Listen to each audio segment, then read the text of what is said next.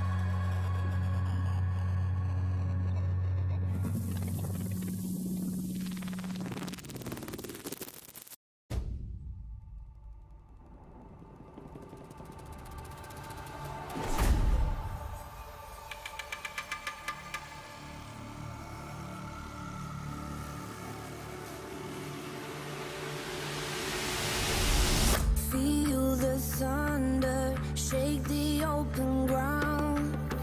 Won't give in, I'm fighting for the crown.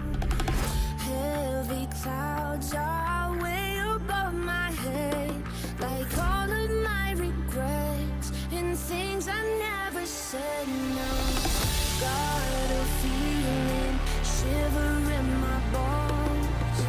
Something's coming, but nobody knows. Angels rage, they come down from the sky to fix these broken wings and show me how to fly. I burn the sky.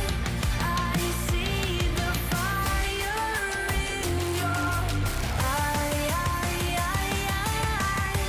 I come alive,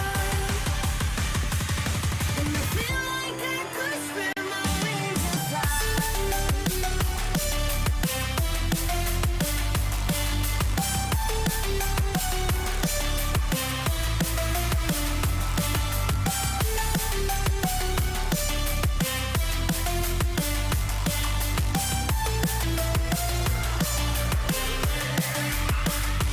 Take it in and breathe the light.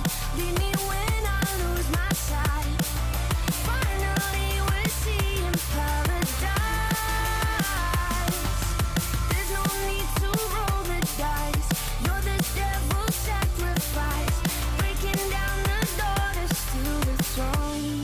Spread my wings and fly. I burn the sky. I see the fire in your eyes. I come alive, and I feel like I could spread my wings and fly.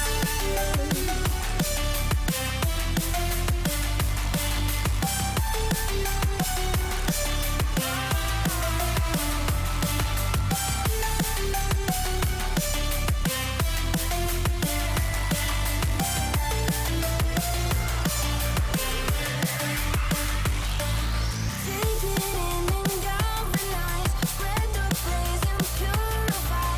Finally we're seeing paradise. Now there's no more time to hide. Face to face we coincide, breaking down the doors to seal the throne. Spread my wings and fly.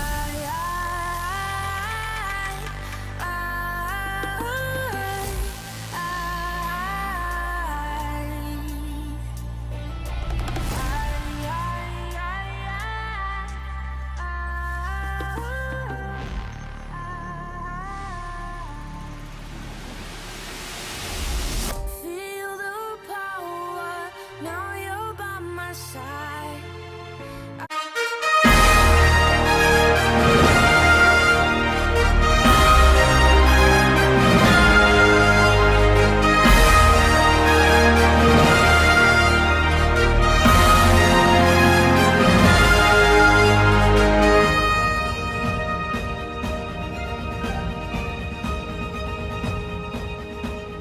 Hello and welcome into the Boise State Game Pants Esports Arena. Tonight we are in for a special treat. I'm going to have to ask you to step on in and take a trip into the time machine as Boise State and I are going to go for the HUE Fest Rewind. If you want to go back to this weekend with me, we had HUE Fest, a great tournament for Boise State and the League of Legends side that we caught all the action on, but at the same time, the Overwatch team was going at it, and it's time to give them their just due. So we're going to have the HUE Fest Invitational Rewind for Boise State Overwatch tonight, see how the Broncos did in the other tournament going on. I am Michael Fisher. To help me with this rewind is going to be Maddie Nerdy Bird Benj, joining us for the first time on the stream this semester. Nerdy Bird, how are you doing tonight?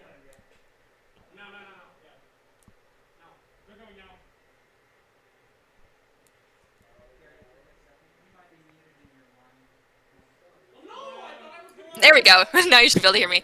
Okay, so I'm really excited to finally be here and be able to actually help with one of these broadcasts and, so to speak, pseudo-watch the boys play for the first time. I actually have been helping with the practices this semester and through the recruitment process, and actually haven't met them in person, so the majority of the new players don't know who I am. So I will be kind of like a voice of echoing all the things that I've already said to them throughout the course of this broadcast for the first time. They'll actually be able to see my face while I do it, so it'll be a little interesting. Yeah, so the coach is going to comment now on what they did right and what they did wrong. And I'm excited. I know for the League of Legends, we had that broadcast. It was a lot of fun. Boise State made it to the round of 16. So I'm really excited to see how the esports or the Overwatch team did. If you were unfamiliar, it's a 4-team group stage. Top 3 teams advance to the round of 16. Same rules as in League of Legends. So I don't say a lot of pressure on Boise State. You really only needed 1 win. But if the Broncos get 2 or 3, that's going to go a long way. So I'm excited to see how the Broncos did. Well, I can definitely tell you will not be disappointed with how well they performed during their games. I actually did have the opportunity to watch some of them. So before we spend too much time spoiling what happened, let's actually get right into the action and take a look at their first match. As we kick things off, it is going to be Boise State taking on Messiah University. Then they'll follow it up with Texas and Miami of Ohio, an opponents that they haven't seen, at least on this field. I know Boise State and the Longhorns met on League of Legends earlier this season, but we'll get to those. As you mentioned, we're going to kick it off. Boise State in the HUE Fest Rewind taking on Messiah, the Falcons versus the Broncos. And I'm going to be excited, Dirty Bird. I know you mentioned you may have seen some of these, but to kind of break it down, I know we've seen the Overwatch team play in the NECC. Is the meta sort of similar with the Monkey Diva, or did things a little bit different here in this tournament from what you saw? So I'm not going to lie to you, Boise State definitely is a huge fan of that Monkey Diva comp because, let's face it, they like to be aggressive and loud and in your face. Ever since GOATS was a thing, they've kept that momentum going for about 5 seasons now since that meta pretty much died, but we play off-brand half-price GOATs, and that is the go-to for the majority of the BSU comps that we will be running.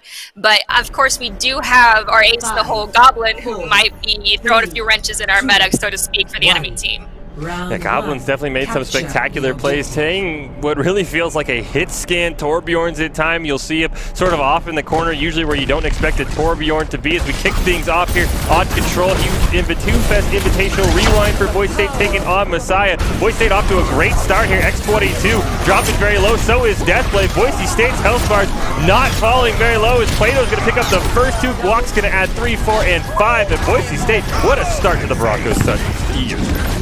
You can see that when they first engaged, Boise State didn't even bother going into server room. They're like, you know what? We know everyone loves running into white, and we have our Junkrat, so let's funnel them into that room. Let's take control of point before they can even bother getting there. And you saw how much damage they were able to just funnel in, and that's how they took that point so fast. Now we've got Goblin doing what he does best, being a hit stand Torbjorn on the back lines of our team. Yeah, that's going to be a challenge for Messiah if they can even get around Boise State's front line. You can see Guac there with the shield. Here we go. They're going to meet back in the control once again. Same story for the Falcons. Health bars dropping very, very low. Chronicity dropping low. Riptire, though, is going to get the first one. Junkrat on Junkrat there, and Boise State immediately pushes the advantage once again. A near team kill as Deathblade just survives, and Boise State comfortably winning a second fight.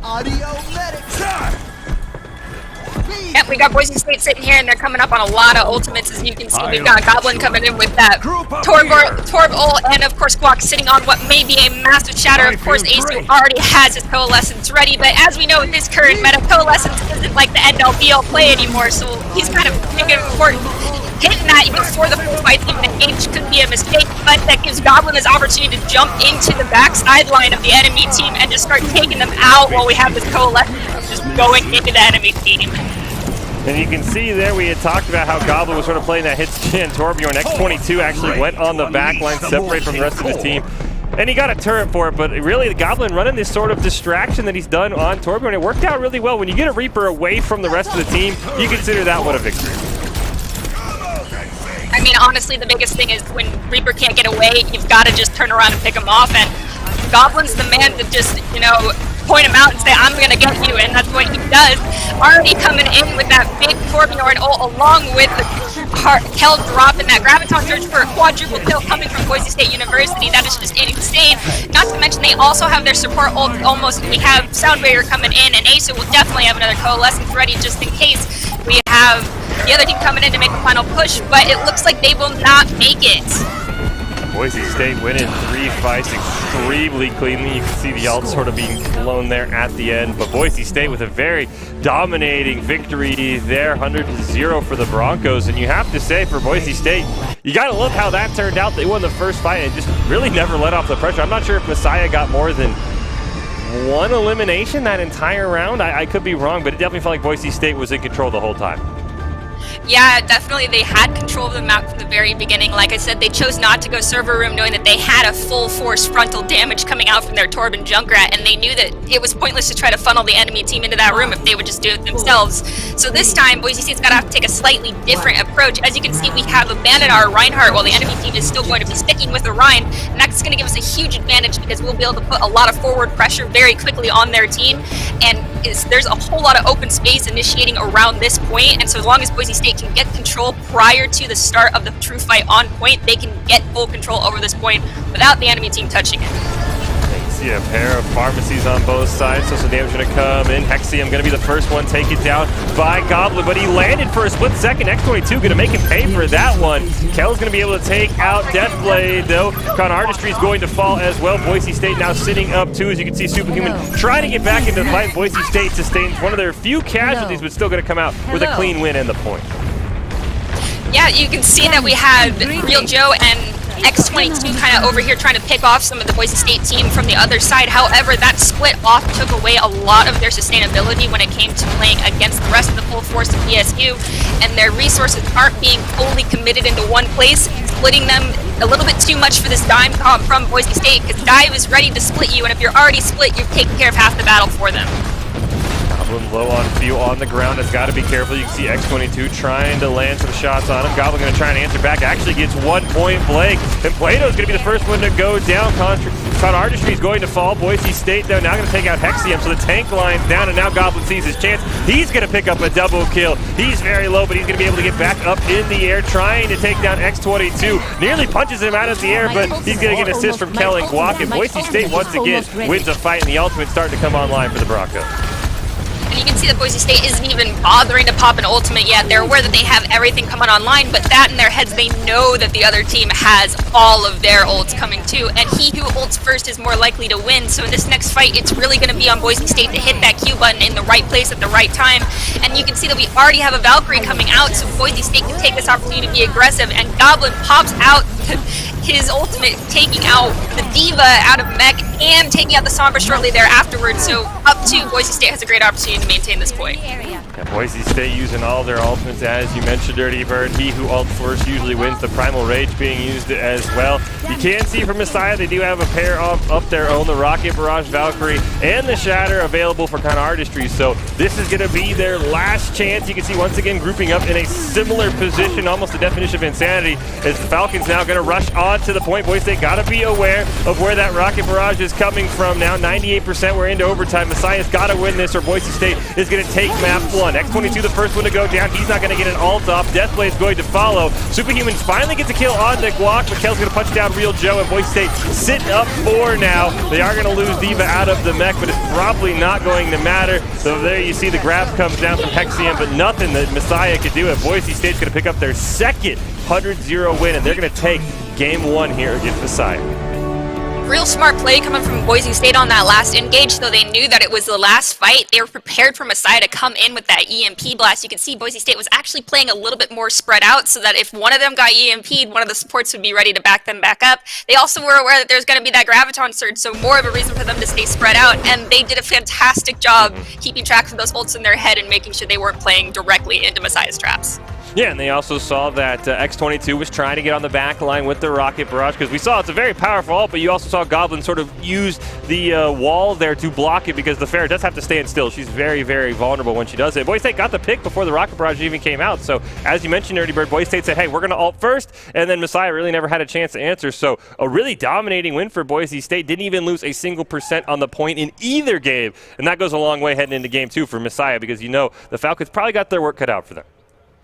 Yeah, of course, but you know, honestly, it's just about taking that that deep breath and, you know, just taking a second and saying, okay, you know, we're back to 0-0. So hopefully Messiah did that, took this opportunity that they had to speak with their teammates, speak with their players, and just kind of recenter themselves for this next fight. You know, it's always 0-0 is how you got to look at it. Boise State, of course, came in very aggressive, but that does give Messiah the opportunity to play off more of BSU's mistakes because they do not play perfectly. So let's see if we're able to learn from their first round with how BSU plays and take advantage of that in this next map. Yeah, it does sound like you can hear us loading into our next map here. Boise State trying to win their first game in the HUE Invitational against Messiah. The Broncos off to a great start, taking control. Very, very dominating against Messiah. See if they can get their next win here. Is the HUE Rewind. Letting everybody know how the Boise State Overwatch team did it in HUE over the weekend. And right now they're off to a great start over Messiah. But I'll be curious to see how the Broncos handle this next map. As Nerdy Bird mentions, you've got to sort of reset it for Messiah. It's 0-0. Move on to the next map as we are on to Escort. And for Boise State, I'll be curious to see how this first couple fights go out, because right now the Broncos undefeated in team fights by my count, and Messiah's probably want to change that very quickly. We are undefeated, but the one thing I will point out is that Havana has to be one of the lowest practiced escort maps that Boise State has. They put a lot of time in on Dorado, not thinking about Havana being chosen as frequently as it has been. But before we even get the camera fully centered in on our team, we can just see all of the red names coming out in the kill feed as Boise State is obviously taking control in the very beginning. Yeah, Boise State not even letting the camera person get over there, just immediately getting a 5-man wipe. They're going to force X22 right off of the Widowmaker, so no hit scan for him, as now we see if Messiah's second attempt can go better than the first. Plato going to get the first elimination. X22 picks up one onto a turret. Unfortunately, the rest of his team can't get much of anything. An immediate 3-man win for Boise State, and that's probably back to spawn for the Falcons. Even not having fully been given a whole lot of time to practice and scrim on this map, Boise State came in, they thought about what type of comp they wanted, and they're sticking with the double bubble trouble coming out here with Guac on the monkey as always, and he is just jumping right in and destroying Messiah's tanks. I don't know what they're going to do to try to counter this. They're just not moving fast enough, and I don't think they have someone on their team comfortable on Lucio to be able to change things up and get the speed they need to take control over the payload. Does look like Boise State now is going to at least give Messiah a little bit of room to breathe, allow them to get fully out of the point before trying to put some damage, and there goes the turret for Goblin, but he already has the Molten Core online, and he's immediately going to use it. Con Archery, the first one to fall, Deathblade, and Hexium going to go down to the Molten Core, make Real Joe the third target of Goblin's Vengeance. He is on fire. Guac to pick up X22 at Boise State, even giving Messiah a little bit of room to breathe. Going to have another fight win, but there's still 2 minutes left, ton of time left for Messiah to find their first victory. There is plenty of time for Messiah to come back from this, and you can see Boise State, other than Goblin's ult, has basically every ult coming online. Yes, we did just lose Plato, but we're going to use a Graviton Surge, and the hammer is going to come out to take out a few people. Goblin is flexing a little bit too hard, and Guac, of course, is hung onto his ultimate so that we didn't use both of our tank ults. But as Shipley will say to Guac multiple times, he is a little bit too shy to hit that Q button. So let's hope that he doesn't forget to hit it before we lose the opportunity to stay in control over this payload. Let off some steam. You see Messiah, though, they do have the Nano up as well as the Rocket Barrage, a very deadly combo if they can pull that one off. And then the Shatter, very close for Con Artistry to being online. Coalescence Race, though, going to start off the fight. X22 is immediately going to go down. Shatter is going to land just onto the Moira, so Boise State's going to use the Death Blast to pick up a pair more. And once again, the Broncos really dominating here, not letting the Falcons out of their spawn with just over a minute left on the clock. You can see Kel's comfort right here on this Zarya pick. He is a Zarya warlord, so to speak, always high charge, always on fire, and you see him using his own abilities to hop up onto the high ground, something you don't see in lower level play. Honestly, just further demonstrating how much skill and comfort he really has on this Zarya pick, and he's going to tell this Pharah Mercy combo, you do not mess with me, I don't care if I'm not Diva, I will take you down. Is going to land. He'll get antied as well, so that is going to be the first breathing room that Messiah has gotten all game. A great job by X22 sort of sneaking up on Boise State, got a couple of eliminations, so now the Broncos have to surrender the payload, but with just 39 seconds left, the Falcons probably in one-fight territory here if they want to pick up the win, but they have 3 ultimates online. So be curious to see if they are able to get it off. And Molten Core is going to start the fight for Goblin. Not going to get anything more than hit markers right now. Hexium's going to be the first one to go down. Nano is going to land onto Con Artistry. Nice sound barrier there by a large bagel to allow Boise State to sustain as they keep pushing through. The Death Blossom came out, and unfortunately for Messiah, they only picked up 1 kill. Boise State doing a great job surviving all of those ultimates as the Real Joe is the last one to go down. The Falcons trying to rush back to the point as Boise State will probably try and bloody block, but I don't know if anyone's going to get there fast enough. Boise State with an excellent defensive hold.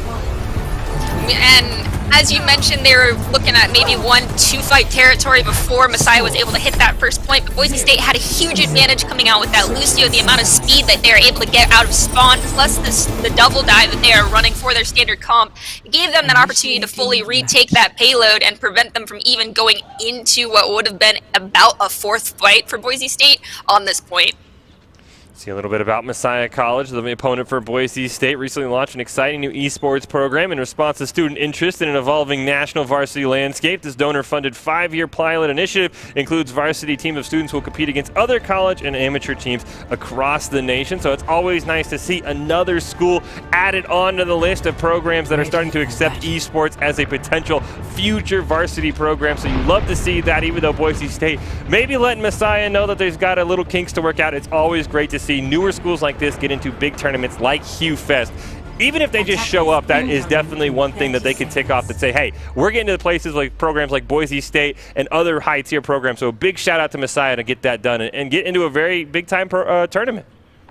Exactly. It's not a bad thing to be a regular fish in a very large pond. It's about, you know, getting out there and swimming around and becoming comfortable with the waters, and that is exactly what Messiah University is currently doing, and I'm excited to see where their program's going to go in the future. Boise State, I'm sure the Broncos excited to potentially pick up a 1-fight victory here. You can see the parking space they have to get to, and we'll see if Messiah can do a good job sort of spawn camping the Broncos, just like the Broncos did to them. Unfortunately, Real Joe's going to be the first one to go down, which means that Pharah is not going to have a pocket healer. Superhuman drop it very low. He is just barely going to survive. This Goblin will go down on the Bastion. Boise State, though, dropping the health bars extremely low. Now the Reaper and Con Artistry are going to fall. X22 just barely staying alive. He will get an elimination, but the Broncos gonna pick up basically a team kills. Real Joe respawns, and we'll see if the payload can get to the parking space fast enough. So with the current meta, a lot of people don't realize this, but Diva is actually considered to be a little bit more powerful than Zarya in the higher level play because you can counter that Graviton Surge. You also are a huge counter to the Reaper play that Messiah College is pulling out right here. And as you can see, Kel dominates and eats the enemy team even while on Diva and Zarya, showing up that he is the true BSU flex support tank. Yeah, Boise State with a very quick victory there, so now up 2-0 on Messiah. We'll see if the Broncos can finish them off heading into the next game. This is the HUE Fest Invitational Rewind for Overwatch. We, of course, got a chance to watch the League of Legends action live over the weekend. Overwatch is going on the same time. Can't broadcast both, so we are going to let everybody watch on how the Overwatch team did. So it is the same format. Group play is 4 teams, top 3 advance, Messiah, Texas, and Miami of Ohio. The teams joining Boise State in the group, and then once we get to the round of 16, it is single elimination if Boise State gets there, which they're off to a great start right now. Basically 1 map away from finishing off Messiah. Yeah, they are 1 map away, but as I do always tell the team, never underestimate your opponents, because Overwatch at the end of the day is a game of mistakes, and as soon as you start lagging and start slipping up, the enemy team will take advantage of that, and so Messiah still has an opportunity to come back. Let's not forget, there is 1 more map, and it could go, I don't think it can go on to another, can it? No. Yes, it could. Yes. Right? Yes. That's a 5. So if It's a 5. Messiah Okay, has yes. the reverse sweep potential still there. Boise State trying to win it off with a clean 3-0 sheet to start off the HUE Fest Invitational. So, and then they will play Texas and Miami of Ohio. Regardless of the result, they play everyone in the group stage, win or lose. So I'll be curious to see how Boise State wants to handle it. If there is sort of this, hey, let's win it quickly, or not to say Boise State would throw, but hey, there's other teams that we want to test out another comp, see if that might be able to catch a Texas or Miami of Ohio or a round of 16 opponent off guard. So I'll be curious to see how Boise State wants to approach what could be the final map of their first game. Either way, I'm really excited to watch it go down. After all, both teams have a very unique play style. As you can see, the Messiah College was really trying to stick to that Zarya-Reinhardt combination that they had going for them. So if they can really find a map where that benefits, the plays to their benefits more than it has been, they have the opportunity to begin a reverse sweep and pick up the momentum for themselves. And let's see if they can do that. Yeah, I mean, you can kind of see, of course, with the grab, you have the Rocket Barrage that you can combo with. You have the Death Blossom you can combo with to maybe catch Boise State off guard. So I will be, like I said, it's there for Messiah. Boise State has just done a really good job of sort of shutting down those ultimates for ever coming online. And then, of course, when you only have to push the payload like 40 meters, it is kind of hard. You lose one fight, you respawn so far back as the defenders that it's really hard to get back onto the point. But we are waiting to get into the third map between Boise State and Messiah for the first round of the HUE Fest Invitational. For Boise State, they're currently leading 2-0 right now with 2 really, really good wins. Double 100-0 wins on Control, and then a first point payload stop. Didn't even get halfway to the first checkpoint. And we can see Boise State, you can hear the music of the Broncos loading into what could potentially be the last map. The HUE Fest Rewind, Boise State, Messiah, Broncos taking on the Falcons. Falcons actually just renamed their mascot from Fandango, which I thought was a great name, to Flex the Falcons. So I'm sure there's a very muscular Falcon, so we'll see if the muscles can come out from Messiah on our next map here that you can definitely snowball on with Control. Yes, Volskaya Industries is notorious for being a snowball map. For some reason, it's either there's no time left on the clock or there is over 5 minutes left on the clock for both teams. So this will be very interesting to see how this goes. Whether it'll be a full hold or double snowball from both sides will be up to the teams. Defend objective A. Start to load in. We'll see if Boise State, last time before the camera was able even to center in on both teams, Boise State picked up 5 eliminations. We'll see if the Broncos can do that this time. Doesn't look like they're going to get that, as they are a little bit more passive this time on defense. Plato up there on the ash, putting in some damage right now. Just hit markers. There he goes. Headshot onto X22. Boise State's going to pick up the first one. Nearly picks off Real Joe. He is going to get the res off, but he is going to pay for it with his life. Plato doing an excellent job. He'll make X22 go back to the grave once again. 3 eliminations already, and now Boise State going to join him on the kill feed. A large bagel, and Kel going to get a couple more. Plato finishes it off, and Messiah going to have to reset. I'd like to point out how Boise State is doing this beautiful carousel work that they have going on with their team's rotations. As Plato gets the attention of the majority of the DPS players, it gives the opportunity for our tank to then dive in and take care of the back line, as the enemy tanks from Messiah are trying to push up, so maybe they need to open their comms a little bit from the DPS and support side and say, hey, tanks, don't go too far forward. We're getting melted. Messiah is going to be able to take out Goblin's turret, but I'm still have time to relay. X22 going to win this battle between the Ashes. Revive this time going to come out from Asu, as Goblin's not going to pick the first one on the Conarchy. He'll add a second one to his tally on the Deathblade. Hexium going to go down, as well as Super H-Man to Plato. He'll pick up a third on X22, and let's make it a team kill. Kel gets Real Joe and Boise State off to a dominating start. Asu did use the Valkyrie there, so that is one of the only ultimate for the Broncos going to be down going into this next fight. Yeah, it's okay to use that Valkyrie though and not have any of your other teammates use it, because when you look at it, it's kind of similar to that of a bongo. It gives the team the opportunity to charge up the rest of their ultimate, and Mercy does charge her ult relatively fast, so it's okay. You can see Boise State is going to have not only both their DPS ult, but their tank ult as well coming online in this next fight, and their Zenyatta is chilling out on a Transcendent if they need to counter a grab, whereas Messiah College only has a DPS and a tank ult ready to go, and their Moira is already popping ult while BS used just 2 spread out to really get any advantage from pulling a coalescence right at the choke point.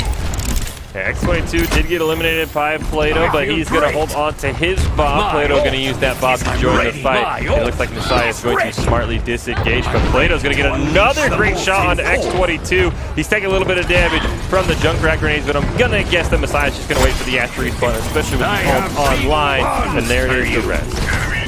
And you can see that res is being forced to be used very quickly from the side of Messiah, and Boise State either lets it happen or completely well, they'll let it happen, but they'll make the Mercy regret it almost instantly, and they're using a very viable ability too early in a fight to make having that Mercy on Messiah's side truly worth it. And you can already see Goblin's just going to go in and destroy the team, so using that res in the beginning of that fight almost was pointless. They could have just reset and waited for another opportunity to do a full engage while we had previously popping ults. Instead, they exhausted everything they had.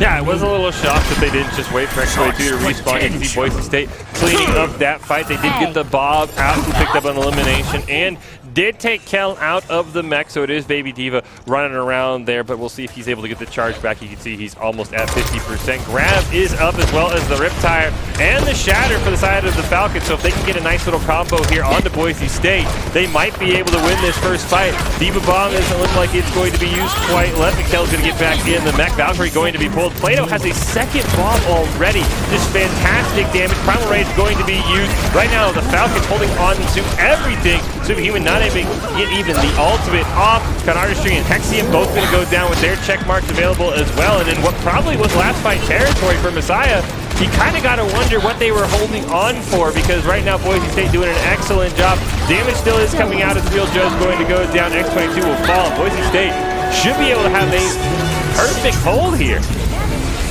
It looks like to me that Messiah University is not super comfortable with the current meta as it stands. That's very gun-ho and in-your-face aggressive that's coming out from Boise State side. As you can see, yes, we will modify our tank slightly, but that momentum and pressure that Boise State creates does not go down, and it feels like Messiah is not ready to counter that, as you've not seen a single Lucio come out or a Diva come out, two quintessential characters when it comes to playing this dive comp, and it'd be really great to see if they can pull one out during this next fight. I was just really shocked. I mean, they got around the corner with all three of their ultimates available, and I was like, okay, here's the grab into the Shatter. Maybe we throw out a Riptire, and they just kept holding on. Superman eventually going down, and then that just sort of fell apart from there. So we'll be curious to see as Boise State looks like Plato once again going to be on the ass. They just need to get barely a foot onto the point there in order to be able to cap this and have a 3-0 victory over Messiah. It does look like not a tank line switch 30, but it does look like, at least for now, the May is being, I guess you could say, hovered by Messiah. There's still time to switch, but that would be the only major change that the Falcons have done all series. I don't know if the Falcons have noticed, but Plato, as you even brought up, had two back-to-back Bobs in two fights because his dynamites are just getting so much value, and the best way to counter those dynamites would to be having a Diva Defense Matrix or a Sigma Tornado Suck on that, and I do not see a Diva coming out from the side of Messiah, and I feel like they might be playing into their own demise in this case without that Diva. They're just going to bring out the May. Boise State going to have the Tracer Reaper. Now this time as their DPS with the Broncos. Going to just need one tick onto the point as they're going to try and hop right in. Kel going to get right on top of X22. They don't allow him to do what Plato was able to do on the Falcons side. Super H-Man going to be the first one to go down. Boise State now sitting up one. Broncos probably just need to win this first fight as Hexium drops very low. Real Joe is low as well. A large bagel can take a bit of damage right now. Boise State's health bar is comfortably in the lead. X22 going to be the next one to go down. Superman has respawned. We'll see if he can get back, but Real Joe and Deathblade unfortunately going to go down. Kel nearly going down, has to boost back onto the map. Boise State got to pick up the rest of them, and they're going to get that one tick off to the point. The Broncos with a very quick win here, and they're going to get a 3-0 victory over Messiah to kick things off in the HUE Fest Rewind. And that was a great game played out from both sides, from Messiah and Boise State University. I'm excited to see what Messiah is able to do in the future. I totally understand that being a brand new program, they don't have as much of a backing as Boise State does, but hopefully they know that we're always happy to help them out and extend a helping hand and scrim with them. I'd be really excited to see where this new program is able to go. After all, BSU started there once as well. Yeah, like I said, it's always great to see more and more universities get into the esports field. I think Solpan even had the tweet out. He said, on this day 3 years ago is when Boise State said we're fully moving to a varsity program, and he had to make a speech in front of a bunch of people. So it's not like Boise State has been around for that long. Esports is still in the varsity collegiate level, a still budding entity. So it's always great to have more and more schools joining, getting into these tournaments like HUE Fest. So big shout out to Messiah, and their day's not done. They'll go on to play Texas and Miami of Ohio as well, as this is a group play. But for right now, we'll focus focus on the Broncos, and they're going to move on to play Texas, a school that I know they met in League of Legends, and the Longhorns beating the Broncos in that. I know it's two different squads, but I'm sure the Overwatch squad probably got something from the league team. You can see there. Get a little bit of revenge for us. Get some wins over the Longhorns. As you can see, the broadcast schedule, like I said, a rewind back to this weekend. HUE Fest went on for League and Overwatch at the same time. Only have the capacity to call one of them, so we did League live. We're going to take a look back now at Overwatch for Boise State. Fish and Nerdy Bird on the cast, and Boise State right now sitting at 1-0 with a very, very dominant win to kick things off. I'm still so excited that HUE Fest is being hosted by us. Honestly, I'm excited to see this next match, and I will not lie, I've been in charge of some of the scouting for this tournament, and I discovered that Texas has a Reddit thread. And that is where their team club members were communicating originally, at least from what I could observe. So keep that in mind to any of the people from Texas University. I did find your guys' subreddit. You might want to think about removing that because it does give me a little bit more of an advantage when I'm scouting you guys out. I thought it was really awesome that they had a subreddit, and I was really hoping I could find one belonging to BSU, but we don't have one yet. So we'll get on that. You just gotta make it private so that nobody, no one that they don't want, like a Nerdy Bird, for example, scouting out, is gonna be able to see what you want to run. But we'll see how that scouting paid off for Boise State as we kick off map 1. Boise State running with basically the same comp. Texas coming out here.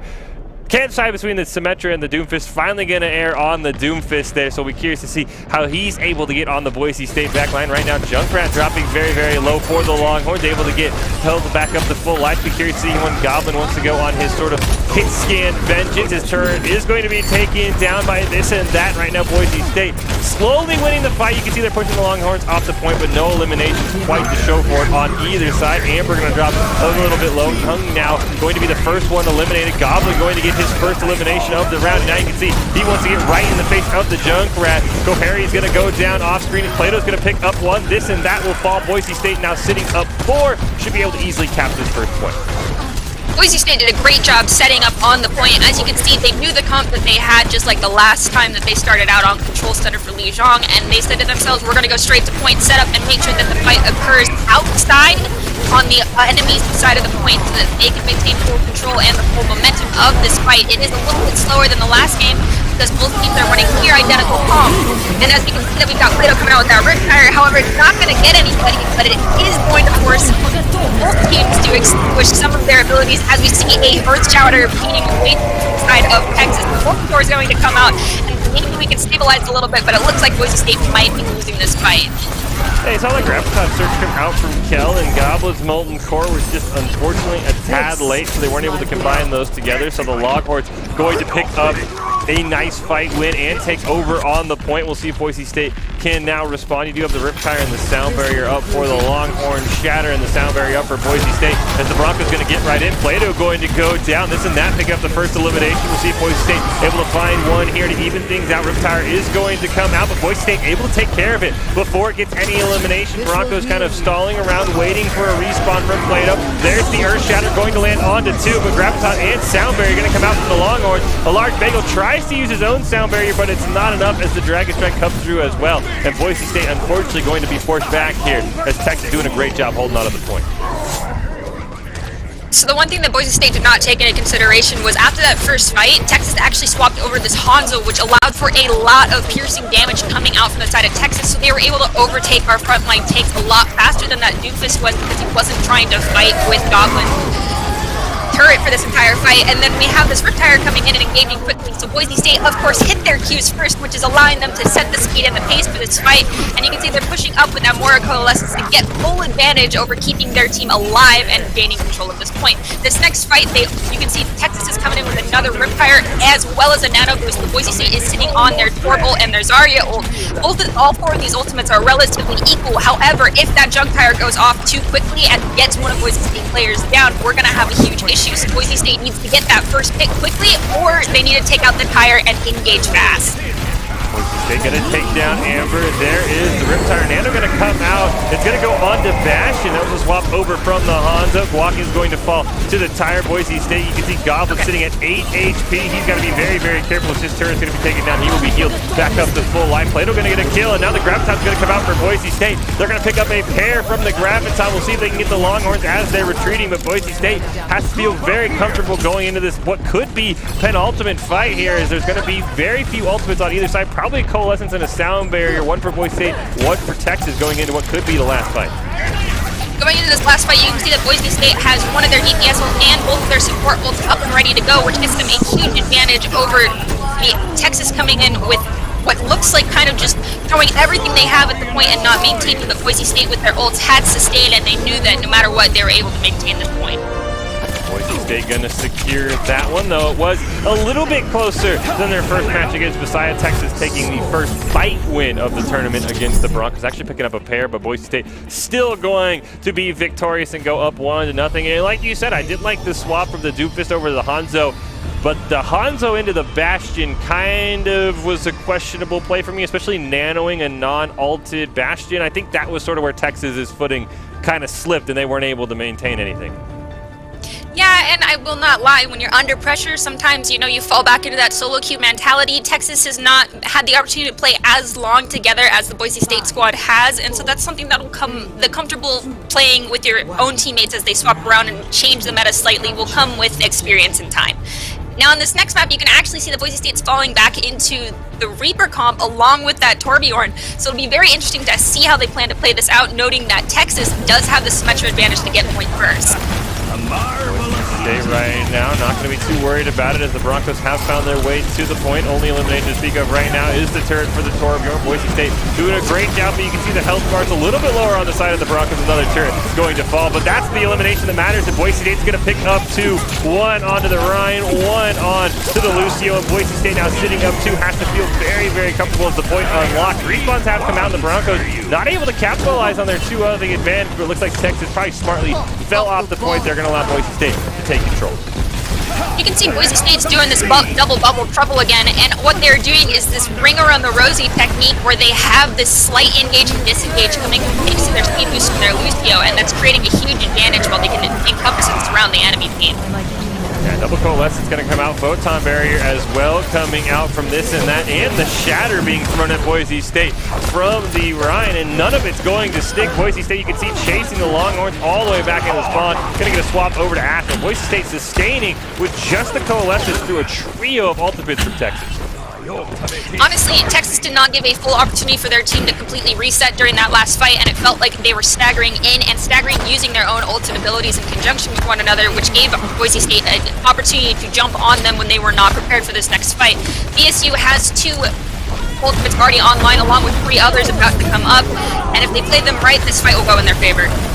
Grab's going to come out. A large bagel tried to answer with the Sound Barrier. Primal Rage and the Death Blossom both going to be used by Boise State, and only going to pick up 1 kill despite the double damage ultimate. Boise State going to get another one onto this and that, but they are bleeding members, and it does look like Texas has found a way onto the point as Plato goes down. So this time it was Boise State throwing all the ultimates at Texas, and the Longhorns surviving. They're going to cap the point here at about 75%. A large bagel trying to contest it, trying to let his team get back onto the point. He might have actually bought enough time as Young's going to go down. He will pay for that. We'll see if Boise State can get back on it. Molten Core is going to come out. Scarlet going to drop the coalescence, and that this time to be Boise State's cue to drop back, but they did get all the way to 86%, so good job stalling out. Yeah, Boise State did use 2 ultimates, but they got an extra 10%, so 5% per ult is 100% worth it. They're going in, however, a little bit dry on this next fight. As you can see, they did swap out for a Widowmaker, and Asu's coming in on Coalescence, but Texas is up on their DPS ult and their Sound Barrier, so this might be an opportunity for a dry fight for Boise State. We're going to see this and that. He's going to get the pick this time on the Goblin, so Boise State not going to have any sort of advantage. Shatter is online for the Longhorns. It looks like Boise State right now just trying to build where they can. They know they lost Goblin. He has respawned, so he'll get back to the fight, but good job by this and that, getting that snipe onto the Widow. We can see that Texas is actually coming out with both tank ults, both DPS ults, and 1 support ult. They have a huge advantage in this fight, but Boise State is creating this momentum and forcing them onto the point. They are losing the advantage that they had by throwing that bob out fast. Shatter did land onto a large bagel. He will pay for it. Asu and Kel both going to go down. Looks like Guac will fall, so Goblin, now the last remaining member, does have a Tracer in his face. He will fall as well, so Texas with a great little team kill onto Boise State. Now the Broncos nearing in on final few fight territory. It actually might be time for Boise State to rethink that Widowmaker pick, and they have. They switched over to a Doomfist. Widow just does not have a lot of sustainability by herself and can be picked off and harassed by Tracer and Ash a little bit too much. But you can see that Texas does have a Graviton Surge as well, both of their support ults, whereas Boise State only has their Monkey ult. I do not know if they'll be able to fully capitalize on that ultimate during this fight. Coalescence going to come out. Boise State going to trade 1-for-1. Grab came out as well. Didn't land on as many members as Texas was probably hoping for. As this and that and Kahari are both going to go down. Hung going to answer back with one of his own, but Plato trade 1-for-1. And Boise State in a very back and forth fight should be able to win a battle of attrition right now. And Boise State, you can see very close capping point. There they will get it. And that was a very long and drawn out fight. And that might end up costing Texas. But you can see we are in last fight territory there. We are in last fight territory. Boise State expelled one of their DPS ults, rather unnecessarily. They have a lot to do with their tank and support ult. Let's see if that doesn't come back to bite them in the booties during this fight, as they were down an ult that could have been viable. And we did see Texas go with the aggro sound barrier, popping in and then letting everyone charge in. Unfortunately, did not work out. A large bagel now comes to be able to use his. Boise State should be able to cap this with the Broncos this time, holding on, and it's a nice little comeback win. Still going to win map 1, but Texas definitely proving to be a very, very tough team. Nearly won that map, and if it wasn't for a long, drawn-out fight that probably was revolved around a missed grab from the Texas Longhorns, probably should have gone their way. It should have, and you can see that Boise State is a team that does have their own fair amount of mistakes, one of them being they will pop ultimates that are unnecessary. More than once you can see our DPS are popping ults in a fight that's already won, or there's no one even around them, as it's more of that, I need to protect myself, I'm so low on my health pool, and not communicating with their teammates. It's something that they'll get rid of. It's a bad habit. It'll go away towards mid-season, but here early in the season, that demeching yourself to use a self-destruct to get a remech back, those are the things that can really undo your team's flow, so to speak, as it literally is just tossing an ult into the wind. So we're going to see if the next team if this next match on this next map kind of plays off of Boise State's inability to hang on to their own ultimates. Yeah, and it also felt like a little bit of going back to what you were comfortable on. I mean, I know we've seen Goblin in other matches with his hit scan. It's really incredible, but you have to wonder if the Widow really had much of a point on that map, especially it came out, this and that, immediately picked it down, and the fact that Goblin still came back with it, almost like a salty run back to me, I think cost Boise State a fight. So it will be curious to see if Texas makes Boise State uncomfortable. They forced them, as we talked about, into that sort of solo queue mentality of, oh, hey, well, let me hop on my main and sort of slap you around, where Widow doesn't really fit in the whole grand scheme of a control map, because as you mentioned, little self-sustain, and she's not going to be on the points. So that was a good job by Texas, at least for a slight minute there, making Goblin a bit uncomfortable and forcing him onto a bad pick. Yeah, and now we are actually moving on to Dorado. I did mention earlier, Havana was not a super practice map for Boise State, but Dorado was, and they are on their comfort picks again with that double bubble trouble coming out, and we've got Guac once again on his hit scan. I'm really excited to see how much they can take advantage of Plato on the Reaper, as he'll have so much ability to move from high ground and low ground. Fight is going to break out right now, going to hop right around the point. Boise State not going to wait for Texas to push forward. You can see Kahari dropping very, very low, forced to shield and retreat just a little bit. He is going to get some healing. Plato putting a ton of damage in from the side. Hack is going to go out onto a large bagel. He should be able to survive for now. Boise State got to be very, very aware of where that Sombra is in the EMP. It is up to 40%. Kahari once again dropping very, very low, but Asu going to be the first elimination, and already a nano going to come out on Kahari, and he is just going to start swinging. He's going to pick up one. Hung's going to pick up another one, and Boise State that time not going to be able to be victorious. Now they've got to get back and force another fight. We've got Amber coming out here from Texas this side here on the Diva, which is huge on this point. She allows for so much control on the high ground. You can harass the Torbjorn. You can see the Boise State is sticking with their Zarya pick, which could very well be their demise. As I mentioned earlier, Diva is a bit stronger. Also, they are dealing with that Sombra, and the best thing to spy out a Sombra is Diva spam. So will Boise State swap out or not? Bob is going to join the fight. A hack is going to land onto Guac. Right now, Boise State's taking a ton of damage. Kel and Asu both going to go down. Shatter going to completely win. Molten Core and a last-ditch effort from Goblin going to come out, but right now, Bob putting in work. He's going to pick up his third kill in his short duration. This is not going to add one onto Plato and a large bagel. The Ash getting every kill for the Longhorns, and they're going to get their first cap and keep pushing that payload. I'll be curious if Boise State wants to make any swaps. We've got Texas showing that they can flex their Ashe skills just as much as Plato can, and Boise State should know that to counter those dynamites from the Ashe, you need that Diva. Kel hanging on to this Graviton Surge at 80% is not worth it. He has wasted 2 fights here sitting down Zarya when he could have swapped to Diva and helped take care of this Sombra issue that's going to become very prominent as they have EMP this next fight. Coalescence from AC going to start things off. Block in a primal range as well. Nano and Valkyrie both going to be used. Scarlet is going to go down. EMP still being held on to Blair by Hung. You can see he's right on the back line trying to give Goblin some trouble. And Boise State unfortunately only able to pick up 1 elimination with those 2 ultimates being used. Did have to use his Valkyrie on the side of Texas. They're going to trade this and that for AC, but a res going to come out. Kohari though will fall while the res comes out, so Boise State still going to be sitting in a 5-on-5. The EMP still just being held onto right now by the side of the Longhorns. Plato going to have to disengage, and Boise State, you have to like how that fight went as they're bleeding time, and the EMP not going to be used as Sombra's going to go down. Yeah, Large Bagels is doing a great job of being a red elusive, trying to stay out of range of that Sombra. So if this team does get EMP, he can save them, and we got a Reaper coming in, but being canceled by Diva. As I said, she's so strong, but Plato is just gonna keep running headlong into Texas and tell them he is not stopping until they are all dead. That was a huge auto defense matrix from Amber, and the fact that Plato still got a couple of eliminations is just absolutely paramount to how he plays that champion. And the fact that EMP has still not been used by Texas sort of feels like they're throwing their advantage away. Actually, what I think is trying to happen right now is they're waiting for that EMP bomb combo in an open space. Dive really needs open space to be viable. Boise State kept them in a pretty small space, and that was not a good spot for them to be using those 2 ults. And they're using the small ult, they're using that same ult in this small space, so it's not going to be as much of an advantage as they had hoped.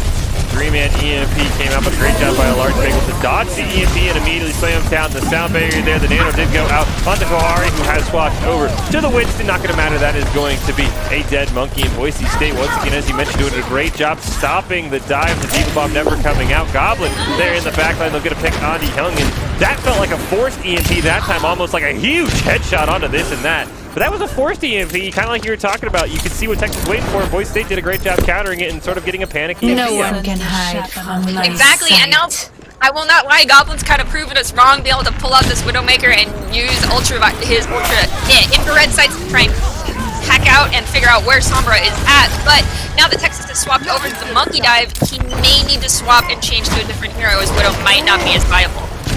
Scarlet going to go down. Plato going to get a first elimination. You can see Amber dropping very low, or at least the mech portion of the Diva health bar dropping low. This and that going to go down to Guac. The Boise State now sitting comfortably up to Young, going to go down as well, swapping over to the Tracer, no longer on that Sombra. And Boise State, after a very weak point 1, with an excellent hold here, just under 2 minutes left. And you can see Boise State is chilling out on 3 ultimates, and ASU is 50% to Coalescence. And as we all know, Moira can get that ult during the middle of that fight.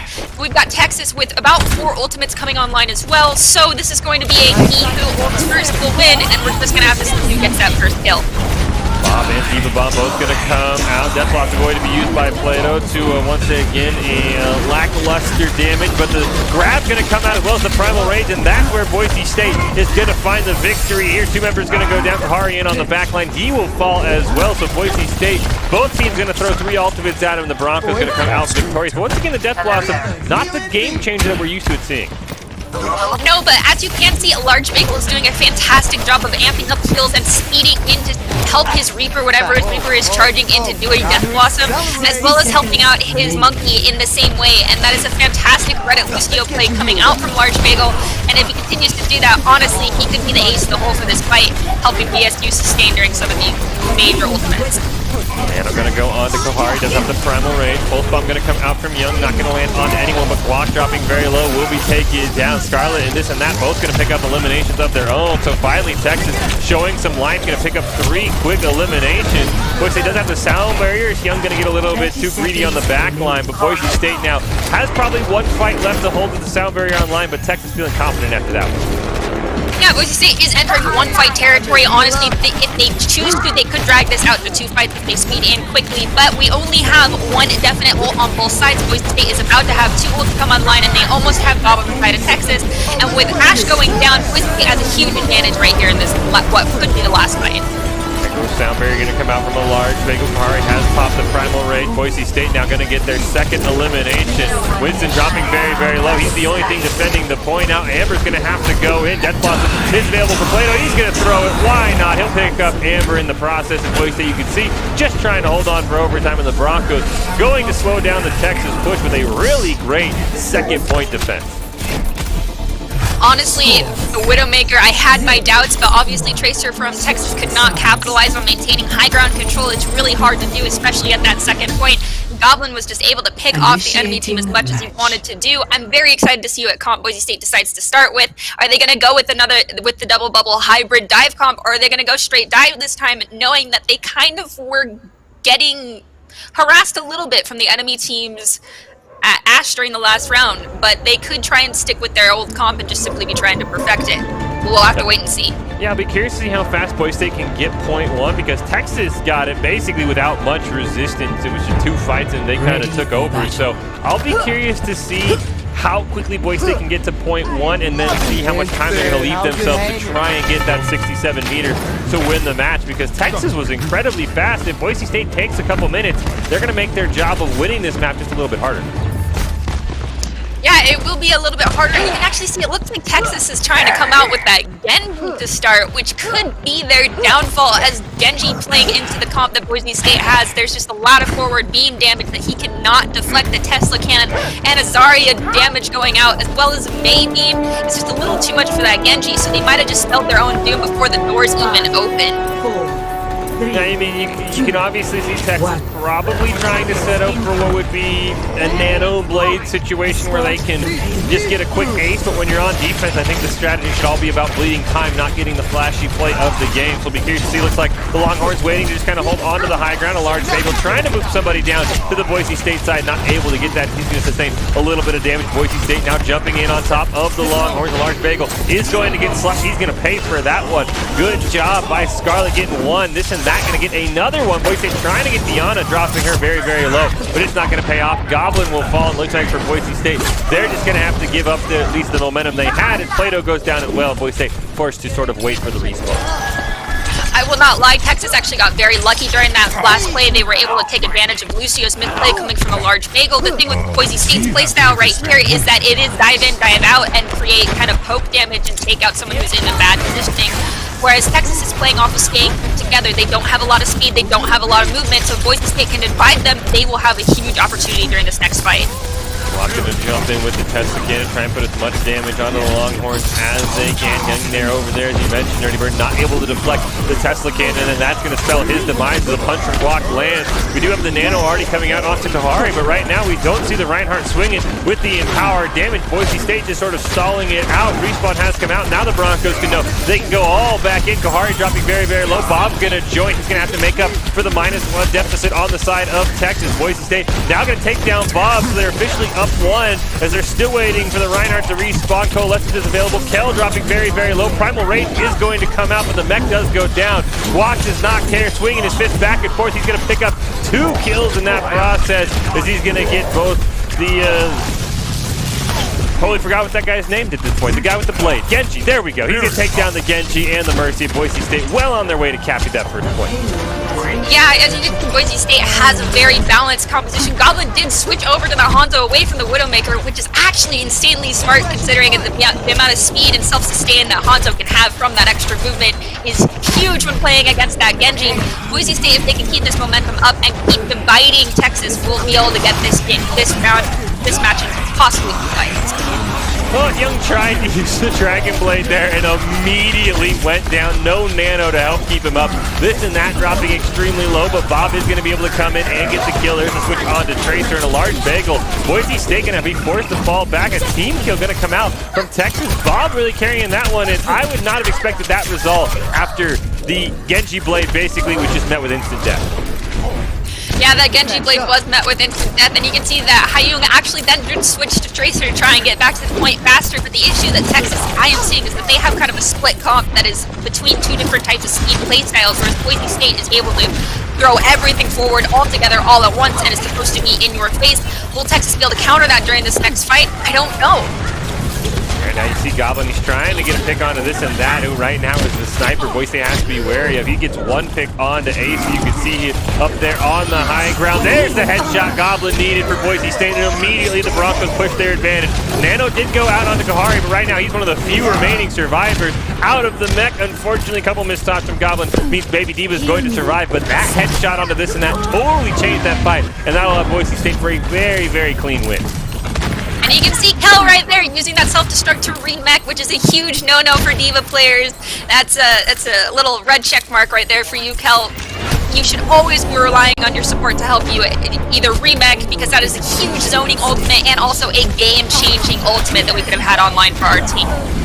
Amber gonna throw in the Diva bomb, not gonna land on anyone. Scarlet does go down, and Plato, he's in on the back line, and Texas has no idea. Death Blossom picks up 3. Boise State gonna win this one. It's just a matter of taking down Amber out of the mech.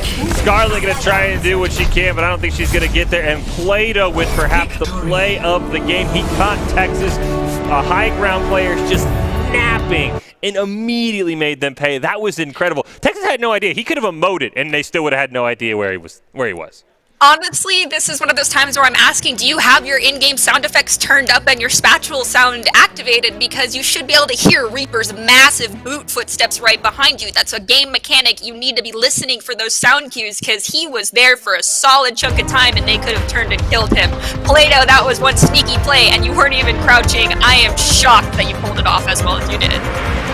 Opened up Boise State to go on to their second 2-0 lead of the HUE Fest Rewind. Taking a look at how the Boise State Overwatch team did in HUE Fest over the weekend. It was going on at the same time as the League of Legends matches, so it's a little hard to broadcast both of them. So it is a rewind there. You can see on your screen the players that we have been watching in HUE Fest, who currently right now are off to a great start. A 3-0 win over Messiah, and now currently leading 2-0 over the University of Texas Longhorn Gaming. And these ones have been a bit closer. Texas definitely proved to be a formidable opponent, but Boise State, that was just, like I said, an insane Reaper play that, as you said, is your sound on, or did you take your headphones off? I mean, he was just sitting there. He even walked past the Mercy. He's like, they have no idea I'm here. I'm just going to hit Q and we're going to win. Yeah, that is something that comes with experience, is identifying the audio cues within game. It takes a little bit of time, and honestly, it's one of those, gotta close your eyes and who am I hearing behind me? Granted, you'll never be able to hear Sigma or Zenyatta, but everybody else has footsteps in this game, and they're very important. And it looks like we're going into this next fight with a double dive tank combo coming out from Boise State, as well as a large bagel on Zenyatta, so they're planning to be doing a lot of shield piercing damage and following up on a lot of discords. And you can see Goblin is on his comfort pick of the Torbjorn, but we've got enough forward pressure coming out from Plato with the damage boost, as well as our 2 tanks, that Torb is just going to have free range on this point. Yeah, the Sombra pick for Texas is kind of interesting, because you can see where Plato is he's not going to be able to easily get an EMP up there, if at all. So he's going to have to basically wait for his team to force Boise State off of the high ground before he gets any sort of EMP action going on. See the Sombra in on the backline right now. Boise State going to be pushed off their high ground there. Good job by Texas to get Plato off of a very familiar person. Right now he's putting a ton of damage in this and that. Going to drop very low. You can see already up to 30% on the Bob ultimate. Good job by Texas. They're going to dive in right on top of him. Kohari and Plato going to trade another trade as Scarlet and Goblin both going to go down, but the res from Ace is going to get Boise State closer to full strength. Hack onto Guac, but right now Boise State should be able to pull away with Plato on this Ash. You can see the ton of damage he is doing and take down this and that. Kel going to get Amber out of the mech. Going to mess around with the Baby Diva just to sort of mess with the spawns. We'll see if he probably jumps off the edge. There he goes, and a great win for Boise State. As a fellow previous Diva main, I can totally relate. No, it's nothing against you, it's just the way the game is played. And you can see that actually Boise State is playing with their Diva quite well and using her to scout out that Sombra, as they've had issues scouting Sombra in the past and her being the doom for their DPS. So as long as our tanks are supporting our DPS with regards to that Sombra, we should be okay this round. He was able to get a pick onto a large bagel, and then immediately the res is going to come out. Kohari was able to be rezzed by Texas. Unfortunately, this and that is going to pay for all of that, and there is no res for the Longhorns this time. Young going to get another one, though, onto large bagel to even things out of Texas. has gotten respawn for their monkey. He's just going to have to trot right on back to the point. Boise State doing a great job so far. You can see the Valkyrie has come out from Asu. Diva Bomb going to be used by Kel as well. Plato getting very, very close to the bomb. EMP is online, but right now Texas probably going to want to hold on as the health bars are evaporating. 3 members going to go down. You can see Plato going to drop very low. Him and this and that have a nice little Ash duel. They're going to trade kills to Boise State with a nice win. A ton of ultimates for both teams. This is not the end. As you can see, this Boise State squad is keen on constantly being in motion. Granted, a large bagel on Zenyatta is a little bit more stationary than he normally is, but for the rest of BSU, they are constantly going in circles and surrounding Texas, and Texas is just not able to pinpoint one player and take them out fast enough. Maybe they're going to have to really start calling out one player and focusing. Will they be able to do that? Let's find out. Plato going to get a huge damage chunk, and a 5-man EMP going to land from Young. Let's see if Texas can follow it up with the Primal Rage and the Coalescence. They'll get one onto Plato, a second one onto Asu, and the Longhorns have got to be loving how that EMP worked out. Block going to get secondary hack as well. He will fall over. Now Boise State's defense has completely fallen apart. Kahari dropping very, very low. Goblin trying to do what he can. Can't get the health pack as it has been hacked. Young, the MVP for the Longhorns. They'll pick up 2 more, and that is what you have to be worried about. A huge EMP was almost a game winner, or I should say a fight winner for Texas. Yeah, that is a great fight winner for Texas, but if you look at it into this next engage, they aren't going to be able to snowball as much as they would have if they'd saved that EMP to use it with a self-destruct on this next fight to be able to easily take point B. But they're actually dragging out this fight on point A a little bit by only having 1 or 2 people capping it. It's giving Boise State an opportunity to drag out that clock timer even more. Yeah, Texas maybe getting a little bit too overzealous. Transcendence going to come out as well as the Primal Rage. Golden Core came out from Goblin as well. Coalescence and Valkyrie going to be used by the Longhorns to try and sustain, and the large bagel's going to be the first one to go down.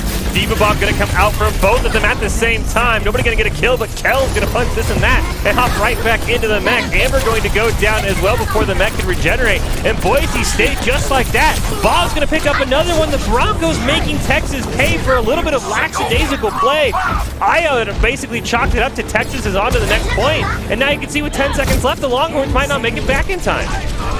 Yeah, I just wish Kel had not just, hockey puck that Diva Bomb right up into the air and try to actually finesse it a little bit, because he can make some massive kills here. We'll see if Boise State can hang on to this point for the end of this round with a no-take here for point A on Polskaya. Primal Rage going to come out from Kahari, not able to get anything right now. All Texas has to show for their final push is a turret and a mech. As Plato's going to take down Kahari. Finally, the first elimination is Young. Going to get one on to Guac, but Scarlet will fall in the process. The Longhorns trying to hold on here into overtime. Goblin and Plato going to pick up a pair each at Boise State with probably a hole that should have never happened as the Longhorns won a clear fight. You can see Boise State was just sort of stalling, and you have to wonder what was going through with the Longhorns there. You could see 85%, but that should have easily been a move on to point B. That was sort of wild to see that happen. So there was a lack of communication coming out from the side of Texas here because they only did have one person on the point. That drastically impacts the capturing speed of the point, and they had everyone else pushing up, but they did not communicate when one of their teammates went down or was low, so they were not ready to disengage and fully just cap point A, which spelled their doom for this fight. You cannot disregard a point just because you feel like you have it. You have to make sure you have that 100% tick. Otherwise, you can end up with a reverse sweep like Boise State did and take it back without the full cap. Yeah, I think it would be a big shout out to Plato. I think he was able to duel this and that. Got the winning elimination. Did end up going down to the dynamite ticking damage, but that is what stopped the cap. As you mentioned, Nerdy, they only left this and that back on the point. I guess they were trying to go for the snowball into point B, but it backfired. So now the question is, how can Boise State make them pay? They only need about 85, 86% to 3-0 the Longhorns here. Well, as you can see, the Longhorns are actually pulling out a comp that is eerily similar to that of Boise State. However, they are playing with the Moira, which could be a slight disadvantage because they don't have as much damage focus as you could get from the Zenyatta with that Discord. And we are playing in with a Reaper and a Widowmaker, which can both be used at long and short range while our tanks are engaging. This will be very interesting for Boise State.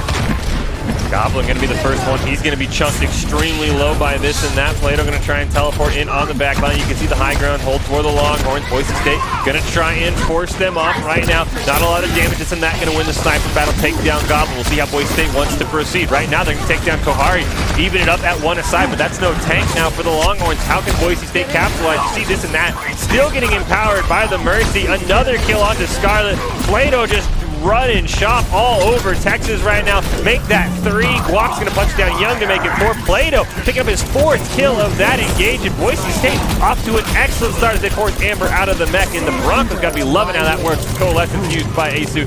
Maybe questionable. Yeah, that may be questionable, but as you can see, Boise State's got 4 players chilling out on that point. They're getting maximum percentage gain every second that they are there, which is a smart move to ensure that they take point A with no issues. Yeah, you saw Kohari there on the Winston trying to rush into the point. No one else from Texas came out with any sort of mobility swap, so Boise State, if you want to be honest, probably lucking into at least an earlier victory there, as we talked about Texas completely whiffing the capture mechanics on how fast it won captures. Boise State realizing, hey, you put all 6 members on, it's going to cap a little quickly. So great job by Boise State 3-0ing their second opponent. They've now taken down Messiah and Texas 3-0 here in our HUE Fest Rewind. One more game left in the group stage, and they are taking on the University of Miami, Ohio. The Red Hawks, who I did see 2-0 as well. So these are probably the 2 top teams of the group, competing to see who will win it. But right now for Boise State, gotta love how they're playing. Great play against Messiah. A little bit more sloppy against Texas, as you mentioned, Nerdy. There's some ults that you could say, was that really needed to be used? But still, you can't argue with the results. 2-3-0 victories.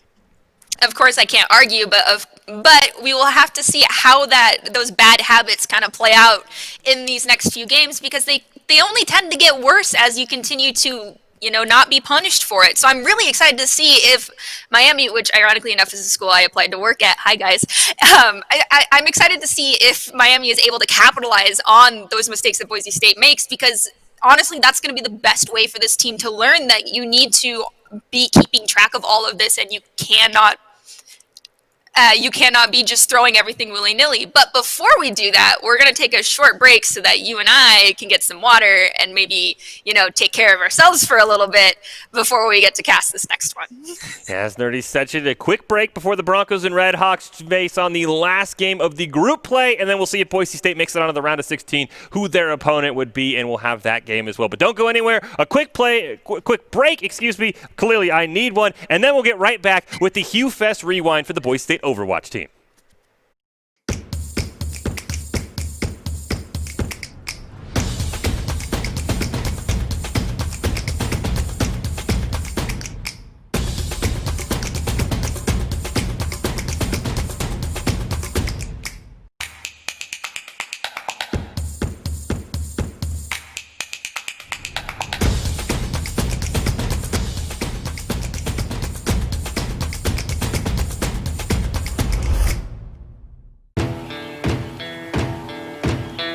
Here in Idaho, we do things a little differently.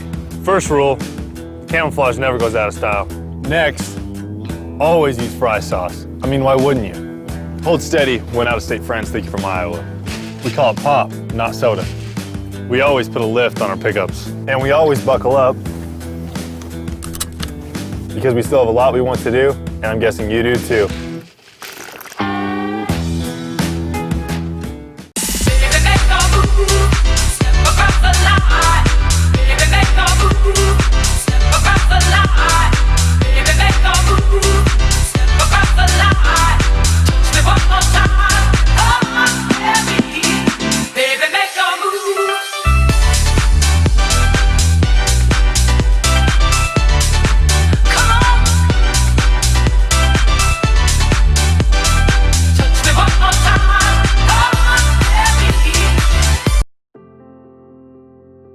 Since 2016, universities have been adding varsity esports, competitive intercollegiate video game teams, with nearly 100 colleges and universities now with official programs. Esports is fast becoming the new college sport. But with any dramatic change comes criticism. How could institutions of higher learning promote something so trivial? But when you look a little closer, esports demonstrates, just like other sports, that it's a pathway to something more. There's several misconceptions when it comes to esports and its place on the university campus. The first and foremost is that people would say it's not a valuable learning activity. It's not a place where people can learn new job-related skills or maybe get a good industry feel for what's happening outside the university environment. And that's just simply not the case. And all evidence points otherwise. There are so many new jobs. The industry is absolutely booming. People are looking for students that are graduating with experience in things like streaming and technologies, marketing, the whole business side, sponsorships. There's the whole graphics and coding component that involved in esports and other video game type of activities that are really important in just terms of jobs and industry. And on their way to those careers, students who attend schools with varsity esports programs can compete for their university. But in order to be eligible, students have to meet the same high academic standards as other student athletes. You have to maintain a certain GPA. You shouldn't be playing constantly. You should have like a certain time frame and like practice for like 2 hours a day or 4 hours a day. You shouldn't be just like overwhelming yourself. Care about your grades first and foremost. As Dr. Haskell said, he cares about our grades first because we came to college to get an education, to get a degree, and then we also get to do what we love and play esports. Athletics and other university-sanctioned activities bind students together with purpose, a chance to be part of something bigger than yourself, where we learn to work hard, play a role, lose with dignity, win with honor, all for our school. This is why we play. Welcome back into the Boise State Game Pants Esports Arena. Running a nice little rewind here. Welcome back to the HUE Fest Invitational over the weekend. If you remember, Boise State's League of Legends team was eliminated in the round of 16. At the same time, the Overwatch team was going at it in the HUE Fest Invitational. So now we're bringing you those games to get you caught up on how Boise State did in that tournament. Right now, Boise State sitting at 2-0. They have wins over Messiah and Texas. And now the Broncos moving on to the last team in their group, the Miami of Ohio Redhawks. Both teams sitting at 2-0 right now in group play, so this is going to be for the #1 seed as the top 3 teams from the group advance. So we know Boise State's on to the round of 16. We just got to know where they're going to be. Fish and Nerdy Bird joining you for the cast. And Nerdy, this is going to be a tough test for Boise State. I mean, they sort of ran over Messiah. Texas was a little bit closer, a little bit of a hiccup there for the Longhorns, but now you're looking at Miami of Ohio. They're 2-0, Boise State at 2-0. That is going to be the showdown you wanted to see for who's going to take first place in this group. I'm really excited because obviously this is kind of for all the marbles within our little group that we had going on, and it kind of is that little, it's a momentary bragging rights of, yes, we got #1 within our little E division of teams, but overall it's also a great scouting opportunity for our team and the teams involved with this tournament to be able to see what we're about to be going up against across the board. So I'm really excited to see how we're going to do against Miami because, as you did say, they are 2-0 just like Boise State, so they are, so to speak, on par with us within this group, and I want to see how put together their team is in comparison to Boise State.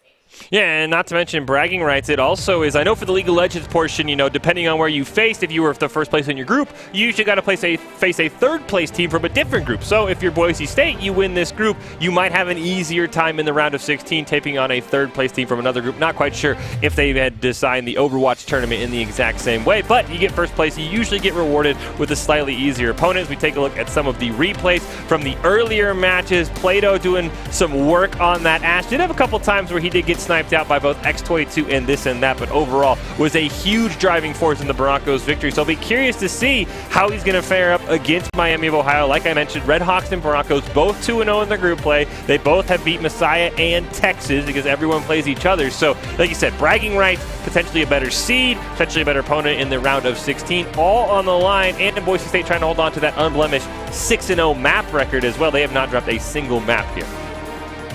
Yeah, I'm really excited to see if they can keep the pace that they've had, the aggression that they've had going into all of this, and just how coordinated Boise State has been. This team has not had the opportunity to play together for a super long time, Plato has kind of been in and out of scrims with the BSU team since I was a player, so he's a little bit more familiar with our playstyle. But we have Goblin coming in here who's just like, hi, I'm a freshman brand new at this for the collegiate scene, but let me show you what I've got. And what he has is amazing. So I just want to continue to see what this Torbjorn master and soon to be Torbjorn book author has in store for us in this next match.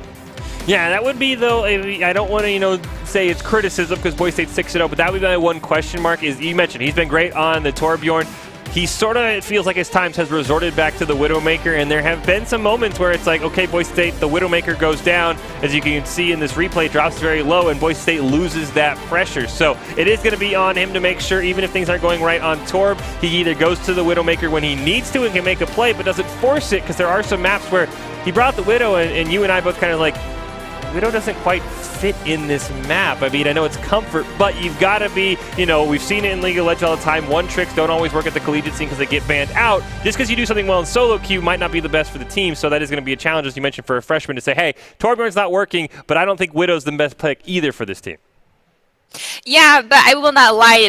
Both of our DPS players have a lot of cards they can pull out of their pocket for their skill, their playstyle. Even on the heroes can change drastically based off of which comp Boise State decides to go with. They complement each other. Both our DPS players can complement one another very well, as well as our tanks with our DPS. So as long as the comms stay up, Boise State honestly has a very, very strong chance to continue to keep their record up and not lose a single map.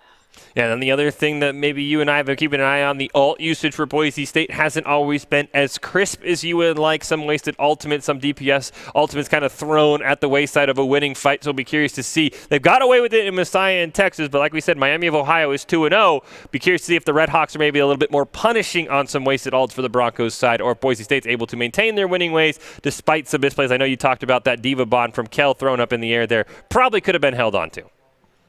Yeah, and I won't lie, Kel actually messaged me saying, I heard you call me out over the broadcast, so he's fully aware that I am going to be discussing his bomb usage with him later on this evening. However, this is a habit that's very hard to break, and it's a habit that's not just happening with our tanks, it's happening with our DPS. So the communication of when we're going to be using our ults from the Boise State team is something we've always struggled with, and making sure that we are fully communicating to our team, I'm planning to use it, okay, I'm using it, are two things that I hope we can see improving on throughout the course of either this next match or the course of this tournament as a whole. We did say this is the HUE Fest Rewind, taking a look at how Boise State's Overwatch team did in the HUE Fest Invitational over the weekend. They're currently sitting at 2-0 in group play, heading on to their last match before the round of 16, taking on the University of Miami of Ohio, who's also at 2-0. So this is probably, like I said, this is the match you wanted to see. These are the two top teams in the group. I'll be very curious to see if Boise State, if they get a 3-0, they're letting the rest of the tournament know, hey, we are a force to be reckoned with. So I would love to see it from Boise State, as we're going to hop into that rewind here very, very shortly. And then we'll get the round of 16 game and however far the Broncos go. The League of Legends team lost in the round of 16, so we'll see if the Overwatch team can one-up them just a little bit. I mean, either way that this tournament goes, this is a fantastic opportunity as a whole for not just League of Legends, but for the BSU team and for all the teams involved. This is a brand new tournament. Everything that went into it's been a fabulous experience, and I'm pretty sure the boys were just excited to even be a part of it. Yeah, it's great to have tournaments like this. I know when it was announced that the names in this tournament were huge. I know on the League of Legends side, Maryville, they're a dominant force. I know on Overwatch's side, Mizzou, who's a team Boise State has matched up against, they are in this tournament, fielding one, if not two teams, I believe, on the Overwatch side. So there are some big names. I know the University of Utah, another school Boise State's very familiar with, they are in this tournament. So there's some big name teams in this tournament that Boise State, if they can get to the round of 16, can definitely match up against. But before they do that, they've got to focus on winning the group. As I mentioned, the Miami of Ohio Red Hawks are the final opponent for Boise State here in the HUE Fest Rewind in the group play. Boise State sitting at 2-0, Red Hawks at 2-0. I cannot be more excited to kick things off here because, like I said, first game pretty easy against Messiah. Second game a little bit closer against Texas, but the Broncos did a good job holding them. Red Hawks have done the same thing, at least winning their game, so I'll be curious to see if we maybe get overtime, if we get both points captured as we hop into Kings Row to kick things off, a map we have not seen today. Rims Row! Okay, I know everyone hates this map, but I personally love it ever since we pulled out the Statue of Liberty play 2 years ago. It's kind of always had a special place in my heart. And you can see that we've got Large Bagel once again on that Zenyatta pick, so he is prepping to have to counter any large CV coming out from Miami's side and ready to take down any sort of of major tank shield power they're going to have, and that just means Boise State really has to be focused on that communication coming out from Bagel, because those discards are going to be so important during these first few fights. Kick things off here for Boise State. Be curious to see. It looked like there was a widow for a moment for Miami of Ohio, but the Red Hawks going to swap off of that one. They're going to go right in. Boise State inviting them into the point. Do see that they're trying to sneak around through that back building. Block taking a little bit of damage. Plato dropping very low as well, but Boise State should be able to sustain as the Red Hawks waiting for their moment to strike. The shield holding from the Reinhardt. Boise State going with their double bubble comp here still with the Monkey and the Diva. Right now we see Fozix dropping a little bit low from all the spam, but a sleep's going to land onto Guac. Doesn't look like there's going to be much punish, if at all, for the Red Hawks, as they are going to now hop onto the point. The team's just trading back and forth. No serious damage to speak of. Now Fozix dropping very, very low from that Orb of Discord, but Kel knocked out of the mech by the Junkrat. He will go down. Boise State now has to do this without one of their tanks. It looks like for now the Broncos might just have to concede the point. We see one tick already going on, maybe a second one, as the Broncos now starting to fight back here. CGS going to be the one to fall for the Red Hawks. Unfortunately, Goblin will go down, and Boise State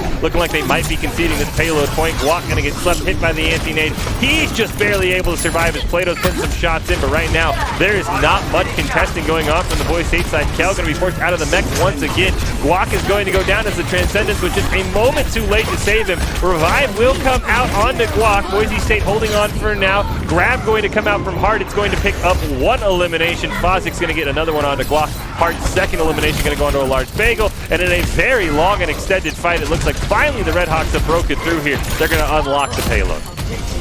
Boise State was honestly planning on taking that fight a little slower. They were intentionally goading Ohio onto the point because, as you can see, BSU was playing a slight dive style comp, and they needed more space than just playing around the statue.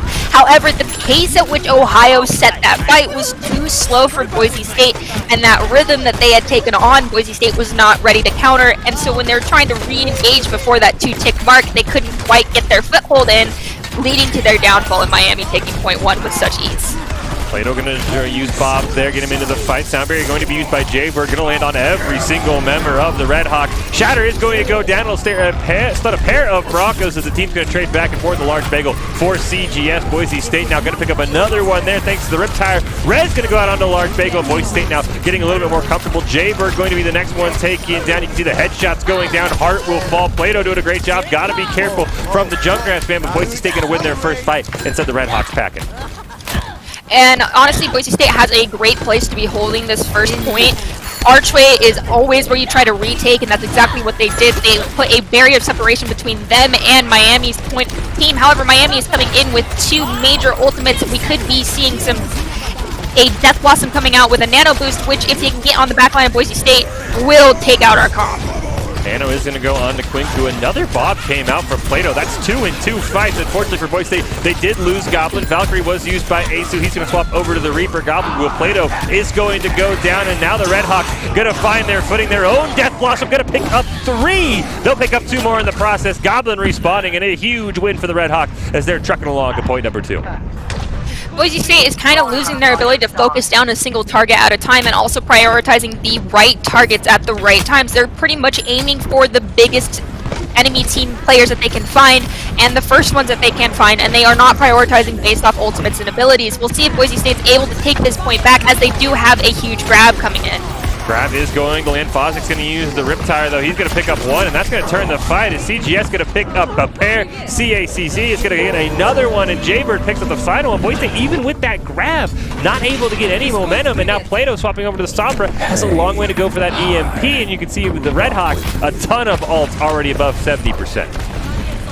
Yeah, Red Hawks definitely do have the ult economy advantage going into these next few fights, but if Boise State can just drag out 1, if not 2 fights, or choose to do a dry fight, they can turn the pace of this whole engage around to their favor, but they have to take control of the momentum of the fights. Now Barry going to go on to Jaybird, going to hit on to 5 members. Primal Rage did come out from Guac, but he got slept during it. Goblin is on the back line, but he has no Death Blossom. Nano did go on to Hart. We'll see if Boise State can punish a potential myth click here from the Ana on the side of the Red Hawks. Ace going to use the Coalescent, trying to sustain his team members. Guac has swapped over to the Reinhardt. Huge stun going to land. 5-man stun for Quinku, and Boise State's going to lose 1. A large bagel forced to use the sound barrier, only going to get a couple of members members with it, and he is now going to fall. Plato just now barely able to take out a steel trap. That's the only elimination Boise State has gotten in quite some time, and it looks like the Red Hawks going to confidently push forward, and they're going to go all the way to the end on Kings Row. Boise State just did not have a strong opportunity to recollect themselves and reconvene and figure out what ultimates the enemy team had and that they had and what their game plan was going to be per fight and where those fights needed to happen. Instead, they kind of let Ohio take the reins, so to speak, and steer our horse in the direction of their fight.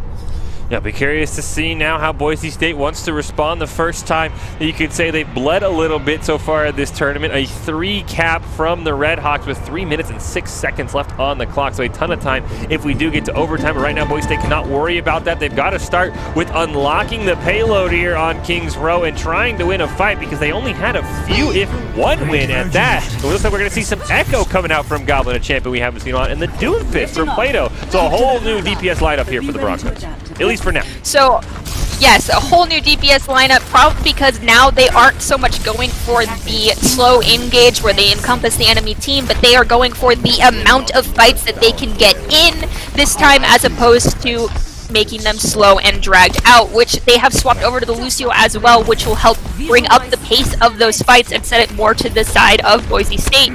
And with that, so long as you can maintain the control and the rhythm, so to speak, you have a huge advantage. Let's see if Boise State can actually maintain the momentum that they had previously had and pull it out for this next round on Kings Row. Red Hawks not going to go with any swaps whatsoever. Very, very confident in how that comp work. We'll see what Boise State wants to do. You can see Plato taking a little bit of damage. He's going to dash around the corner, try and get a flank here going. Boise State right now taking a ton of damage from those Junkrat bullets there, or I should say grenades, as Plato now forced very, very low on his flank attempt. He is alive, but you know the Red Hawks have information on where he is. He is going to heal back up to full. He sees the dive opportunity. He's going to jump right on in onto Hart, and he immediately evaporates one tank. He's going to dash right back out. Guac, though, is going to go down. So both teams down a tank. We'll see if Asu can land the res. Plato now going to land some damage onto CGS. Unfortunately, not going to be able to pick up the kill. Respawn has come through for Hart. He's got to run all the way back as the steel trap is taken out. Goblin going to pick one up onto Jaybird. Plato doing what he can. Going to land a huge punch as Quinku's going to go down. Goblin picking up his second of the round. A wrecking ball swap coming out from Hart. Trying to get back onto the point. CGS going to go down. Boise State remaining up 2 here. Didn't even need to use the resurrection. Hart going to fall down as well, and Boise State has to be loving how this kicked off. Unfortunately, right now for the Broncos, no one on the point to speed up the capping, and now everyone's going to hop on after a great fight win. See, what Miami was trying to do there was similar to what Boise State attempted as well, which is we can give up a tick, wait for our team, and re-engage together, but without that communication of when that re-engage is going to happen, you had your tank stagger on, which got them killed a little bit too quickly for them to maintain control of the point. Now they are probably hoping to get the fight to start at Archway, but if Miami pushes too far forward and separates themselves, they could end up losing this fight a lot faster. We'll see if Boise State will ult first, though, because they do have Grav. Valkyrie going to be used. There is the grab coming out. Nano is going to land onto Hart once again. It's going to be able to keep him alive. Ansi's going to land onto Plato and Guac, and that's going to be a double kill. Make that a triple, make it a quad. Why not we just make it a team kill for the Red Hawks through the grab? Just the Nano came out, and Boise State got 1 elimination. They are honestly playing off of ESAC is making some great anti-plays going out, and we are not doing anything to prevent our team from getting caught off guard by those. Boise State needs to swap something around, otherwise these antis and the nanos are going to be the end of the game, so to speak, for BSU. Boise State getting a full regroup here. Does have 4 ultimates available. Just the shatter on the side of the Red Hawks, but it's not going to matter. Hart's going to immediately fall. We are going to see a backline kill on the Plato. Primal Rage is going to be popped. Sound Barrier was forced to be used by a large bagel as well. That's going to get everyone but Guac. Jaybird's going to be forced to use his own. Rez is going to come out onto Plato to get Boise State back at full strength. The shatter from Goblin just going to land onto Quinku. Death Blossom, though, is going to come out, and Boise State's going to lose 2 before CGS falls. Goblin is going to get pinned, but they couldn't get the follow-up elimination. The hack does come out, but Boise State right now barely hanging on. You can see the health bars dropping very, very low. Kel, the first one to fall. The payload has sort of frozen here at this corner. Boise State trying to find any sort of momentum as the side's going to disengage here for a little bit. Boise State has this ongoing struggle with choosing whether or not they need to be pushing the payload or pushing forward, as they don't have a cadence rhythm set to know who needs to be where and when. Once they get more acclimated to knowing who's in charge of payload pushing, they'll do a little bit better at controlling the timing on that. However, Boise State is still not pushing this payload and getting enough of an advantage to make a big play here. Rez did come out onto Goblin after he lost that 1v1 with CGS. Now Goblin's going to pick another one onto Jaybird. Grab has been used by Hart, who has once again been nanoed by the side of CSAC. Redhawks really liking that nano onto a less conventional target. Valkyrie going to be used by Asu. You can see Goblin dropping very, very low, sitting at 8 HP. Healing came in, but it was not enough. Grab from Kel going to come up, but once again, the Redhawks are going to survive and turn the fight around on Boise State. Kel the first one to fall. A large Bago goes down as well, and Boise State now 0 for 2 on winning fights with that grab coming out. See, Boise State is losing their target focus that they really need to realign their heads together and make sure they're focusing the same people. You can see Ohio has 2, if not more, people assisting in the kill feed per kill, whereas Boise State, we're not seeing a single kill come from our side.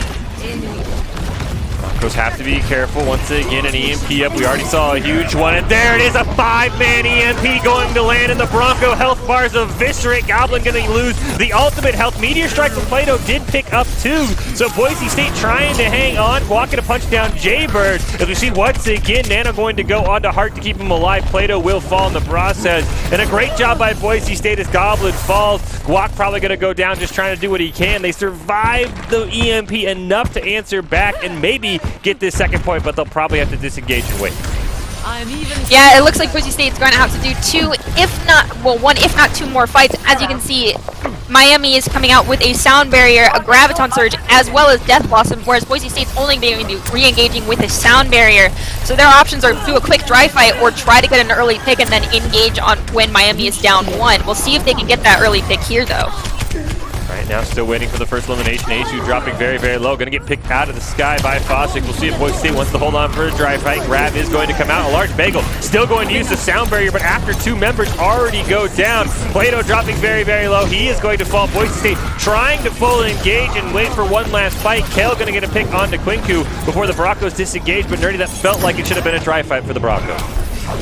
It should have been, and this is one of those things where that ult economy is so huge. If you do not have someone constantly tracking ultimates, you are creating a disadvantage for yourself.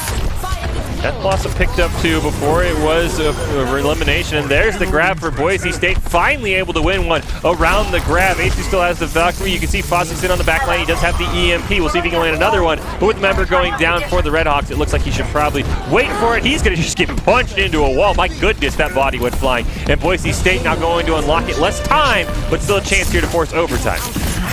Yeah, Boise State still has a great fighting chance to do this, but now they've really got to pull their resources because they are playing into a EMP coming out from Sombra, and that has spelled their doom more than once as it destroys our Echo, our Doomfist, and our Monkey all at the same time. And that was another 6-man EMP, and that's just huge. Yeah, you can see Boise State, the health bar is just going to fall. This time it looks like the Broncos going to smartly hold on to their 2 ultimates and set themselves up for a couple more fights. But that time I like it. I mean, it's kind of a forced dry fight. You can't do anything during the EMP as they do get a pick onto Fossick. But Boise State doing a great job saving resources now with just over a minute left. Goblin now going to try and jump in on the back line. Valkyrie has been used by Asu. He will try and copy the Reinhardt. They're going to go in and get a huge pin onto CSAC. A Shatter going to be used as well. Not going to get much. Jaybird is going to be forced to use the sound barrier. Rez going to come in out onto Guac. Boop off the edge for Kel to keep Boise State down just a man, but the Broncos continue to push. Yes, going to fall. Quinku has respawned. We'll see if Boise State can make them pay. The scattered respawns have allowed the Redhawks to get back to full strength, and Boise State now has 1 fight left. Yeah, Boise State does have 4 major ultimates coming online during this next fight, whereas you can see Ohio only has 1, almost 2 coming in. However, these are 2 from their major playmakers on their team, so if they can manage to get a good Death Blossom or a good Nano, they could push back against Boise State, and we are in the last fight territory here, so it's all about ult control now. Meteor Strike gonna pick up one for Boise State. A large bagel forced the sound barrier, going to land onto 5. Guac gonna get hacked, so he's not able to use the Primal Rage. Graviton going to come out, but the shield going to be used from Quinco to block a lot of incoming damage for Boise State. There's an EMP from Fozix. It's going to land on just 2 members of Boise State, but Guac will go down. Kel gonna get pinned and go down, and Boise State running out of time. Goblin trying to do what he can. You can see how close the Broncos got, but the Red Hawks going to give the first dent in the Boise State armor. They'll pick up the first win of this best of 5. I gotta say, I feel like Boise State kind of wrote their own story and knew that how that was going to turn out from the beginning by not making some quintessential swaps that they've been made well aware of need to happen into these cases. Because, you know, like I said, I stated this earlier, D.Va is very powerful in the current meta. Yeah, she wasn't so powerful previously, but playing into a Sombra, she is one of the best things you can have to scout out where she is at, and with her firing rate, we needed that D.Va looking for Sombra because she was the playmaker for Miami during that last round. Now, will Boise State learn from that mistake and pull out and rely on Kel's D.Va a little bit more, or they change it up completely? I don't know. We'll have to wait and see. Yeah, I mean, there was a 5-man EMP by Fozix. There was a 6-man EMP that basically just shut down Boise State's chances. And then once again, it has been a slight reoccurring theme in this tournament is there have been some interesting ults. We saw 2 members had already gone down. The Grav had been drawn out from the Red Hawks, and then a large bagel dropped the sound barrier that ended up just really not saving anyone. If you hold that, maybe you can use it in the next fight. So it has felt like a little bit trigger happy sometimes on the ultimates for Boise State. So we'll see if they can hold those and say, hey, look, we've already lost the fight. Let's just let the Red Hawks blow what they did and then come back with everything still online. Yeah, and honestly, that's something that just kind of comes with experience in the collegiate scene because there is so much communication that's going on both team sides. You can't get away with the, oh, we're down 2, I'm just going to ult now and try to win the fight, because the enemy team has been tracking you as well, and they are ready for you to try and do that. So you've got to think a level above and a level ahead, so to speak, and kind of up your level of thinking when it comes to using your ultimates. And unfortunately, being a little too trigger happy is a downfall of many, many Overwatch players. Yeah, I mean, it is a really, like, finicky situation, because as you've mentioned, he who ults first usually wins, so you want to make sure you're on top of pressing the ultimates, but there's that split second where you've got to say, hey, we've lost the fight, don't use anything. So it is a very, very difficult thing to get used to. Boise State so far hasn't really faced too many issues. They are turning at 2-0, but right now the Red Hawks trying to give them their first loss. This is the HUE Fest Rewind. Boise State and Miami of Ohio, the last play in group play for the HUE Fest before we move on to the round of 16. Boise State and the Red Hawks sitting at 2-0, but Miami of Ohio up 1-0 after a very, very near overtime, but a win on Kings Row nonetheless. Yeah, and now we're going to be going into Hanamura, which is probably one of everyone's least favorite 2 CP points next to Volskaya. It is very easy to snowball or complete hold on this point, and as you can see, we've got Miami pulling out their Sombra pick once again, but Boise State has learned their lesson and has Kel back on the D.Va, so let's see if they can keep her in track this time. We do see as a fight breaks out some information about Miami of Ohio. They have teams in League of Legends, Hearthstone, and Overwatch. They have their own esports arena, much like Boise State, and they were the first FBS school to start a varsity esports program, so they were the ones that got the ball rolling. Huge shout out to the Red Hawks, because you could see where we've come from one team to now enough to field, I believe, a 32-team tournament in HUE Fest. So Miami of Ohio, the trendsetters, as they're going to hop right in. Plato dropping very, very low. Guac trying to do what he can with the Tesla cannon, going to jump out, still being trained down by Quinku and Hart. Now Hart dropping very, very low. Boise State right now trying to get a first elimination. Unfortunately, it will be Kel who is going to be blown out of the mech. Boise State, though, still holding on. Fozix has the EMP if he wants to use it. Jaber going to go down. 3-man EMP is going to land. Boise State's tanks both hacked. They're not going to be able to get away. Guac going to be the first one to go down. And unfortunately for Boise State, they're not only going to lose one, they'll lose both tanks. But for Miami of Ohio, the Red Hawks bleeding everywhere else. Both their tanks have gone down. Plato going to pick up another one, and this time Boise State, we can see Plato hunting down the last remaining member. CSAC goes down. They survive through a, I don't want to call it lackluster, but a low impact EMP. Yeah, I won't lie, the engage that came after that EMP was lackluster, so to speak. There just wasn't a lot of follow-up, and that can be the downside to using an EMP so quickly. That was a rather quickly charged EMP for any Sombra player. I'm pretty sure no one was prepared to see it go from 0 to 100 that fast, but it was not an advantage for their team, and they lost it to be able to do the retake and to be able to sustain more on this point during the first fight on point B. Boise State able to grab the first point. Broncos in red, Redhawks in blue. Boise State seeing if they can snowball here. On to the second map on CP. We're going to see a large bagel. He's going to drop the sound barrier onto all 5 members. Goblin dropping low away from the fight. Fozik's going to be taking him out. Primal Rage going to be used by Hart. We'll see if Boise State can answer. There's Guac Primal Rage. There is a Death Blossom online for CGS. We'll see when he wants to use it. Right now the team not really getting any eliminations, but Kel is dropping low. Plato going to be the first one to use his Death Blossom. He'll pick up a kill before going down. CGS still holding on to his. Kel going to use the Diva Bomb as Boise State starting to bleed members with Guac and Plato going down. A large bagel potentially going to be the next one to follow, trying to sustain. Kel's mech going to be blown up. He's trying to hang on as the Baby Diva, but it looks like Boise State going to have to go for the disengage.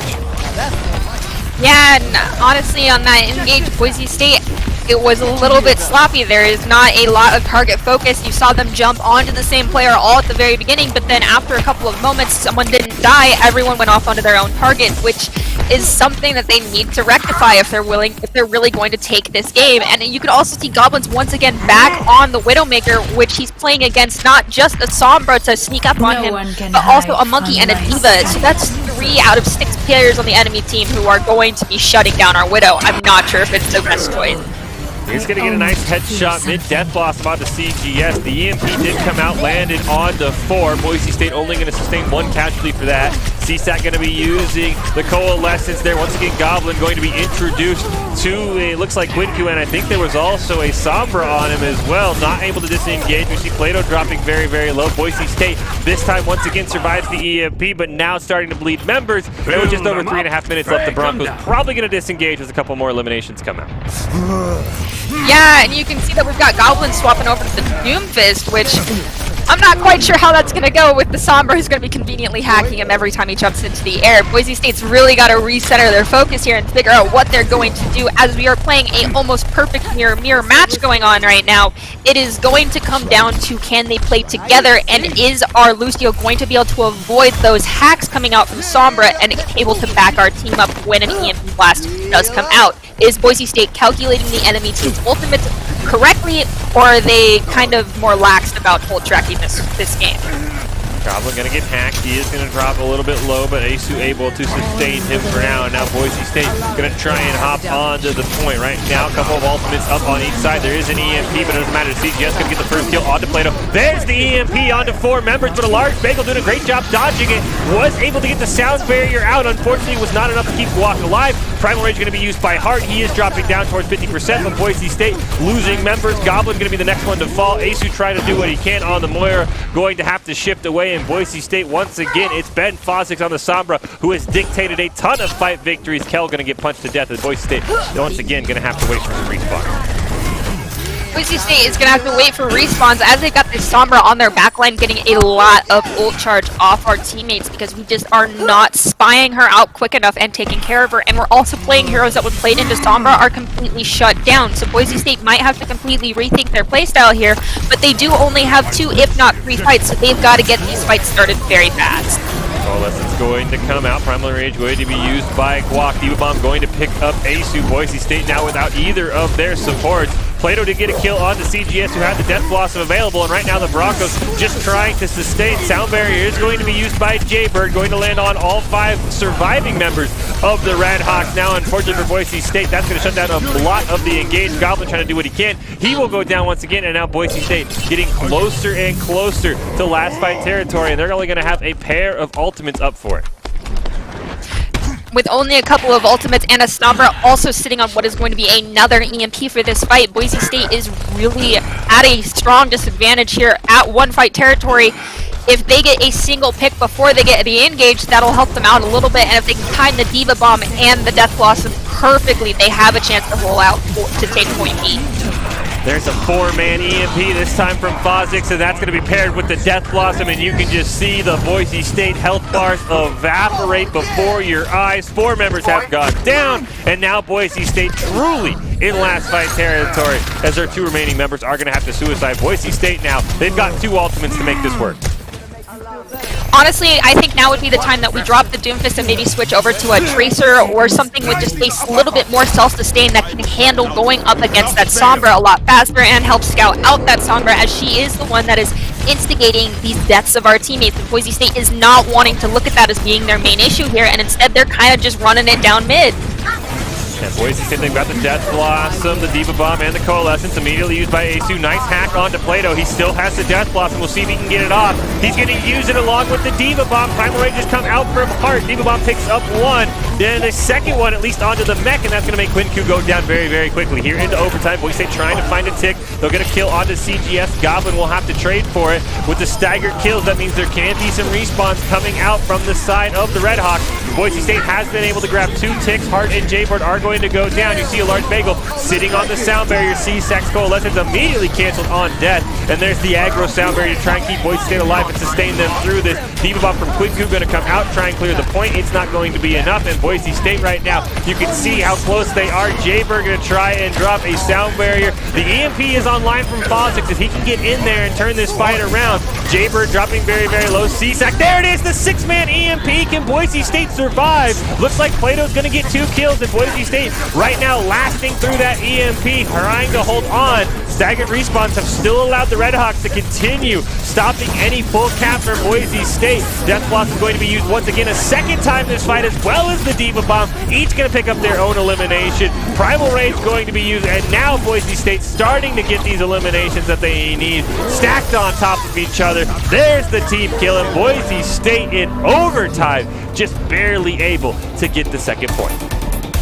Just barely. I mean, it felt like the Redhawks were kind of in a bit of a frenzy themselves. Boise State was in quite the frenzy as well. That last fight was sloppy on both sides. There was ultimates being held out longer than they needed to be, as well as not enough target focus coming out from the side of the Redhawks, as there was just too much in their face to start. So unfortunately, their slow pace that they have been used to was not so comfy this time, because Boise State just threw everything they had at them. And I think if Fozix had been a little bit less trigger happy on the EMP, of course I understand he's in overtime, he's trying to turn the fight. If he lands a 6-man EMP with his whole team alive, that's probably a one fight for the Redhawks and shutting Boise State down at 96%. That was not the case, so now Miami of Ohio knows they need to get 2 points to force them into overtime. Boise State not going to have much time remaining on the clock, so we'll see if the Redhawks can maybe have a little bit extra time, but right now Boise State gotta love the situation they're sitting in.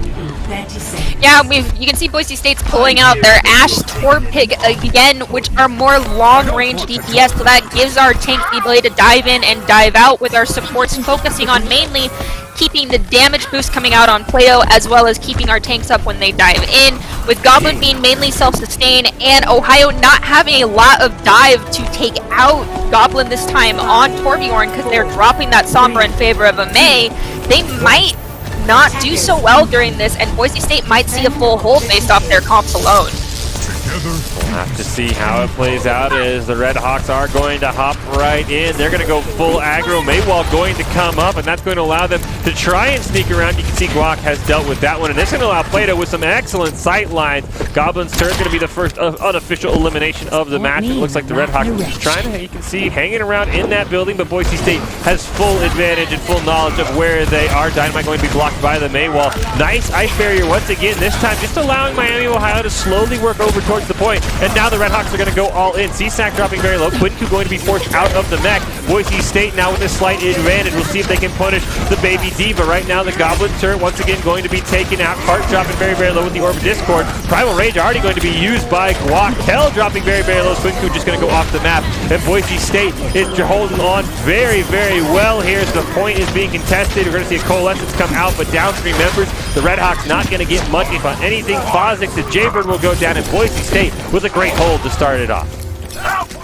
Yeah, you can see that Coalescence beam was not really sure if it was intended to try and sustain the team or take out other people, because Coalescence at this point in both these comps is really only useful to help keep your team alive, but when you're down 2 people, you're best hanging on to it.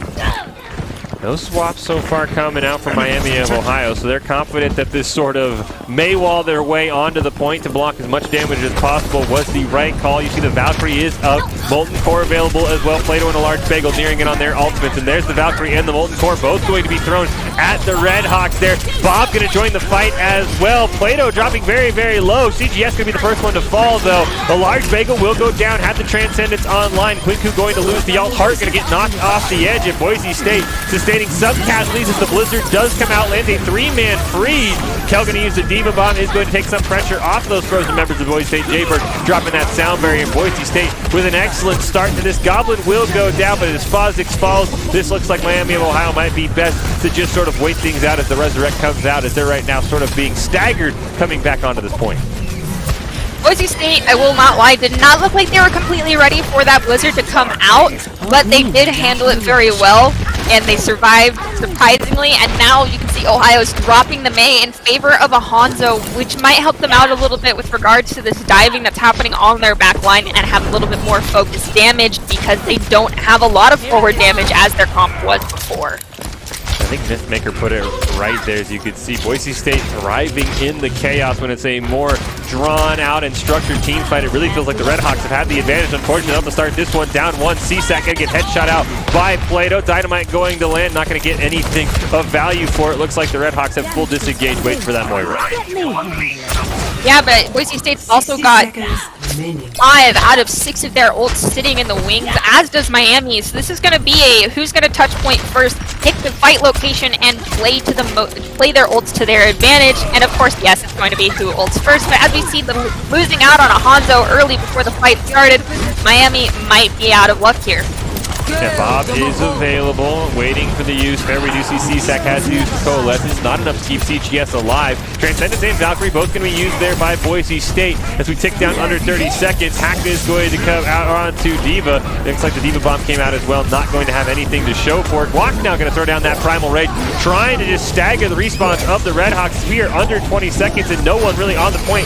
Plato finally going to be taken out, but Bob is able to join the fight, at least before he goes down. There's the elimination onto Hart. CGS has swapped over to the Widowmaker. Not quite sure that was the best bet, but he is able to take down a turret. So what do I know? It looks like Boise State right now trying to just body block Molten Core on the point to stop the Redhawks, and we now are into overtime. Jaybird going to be forced to use that sound barrier. Only going to land onto 3 members, dropping very, very low. Kel going to drop the Diva Bomb as Fozix is the first one to fall. Boise State right now hasn't found a clear advantage. CGS dropping very, very low. Hart had to fly onto the point. He will be taken down.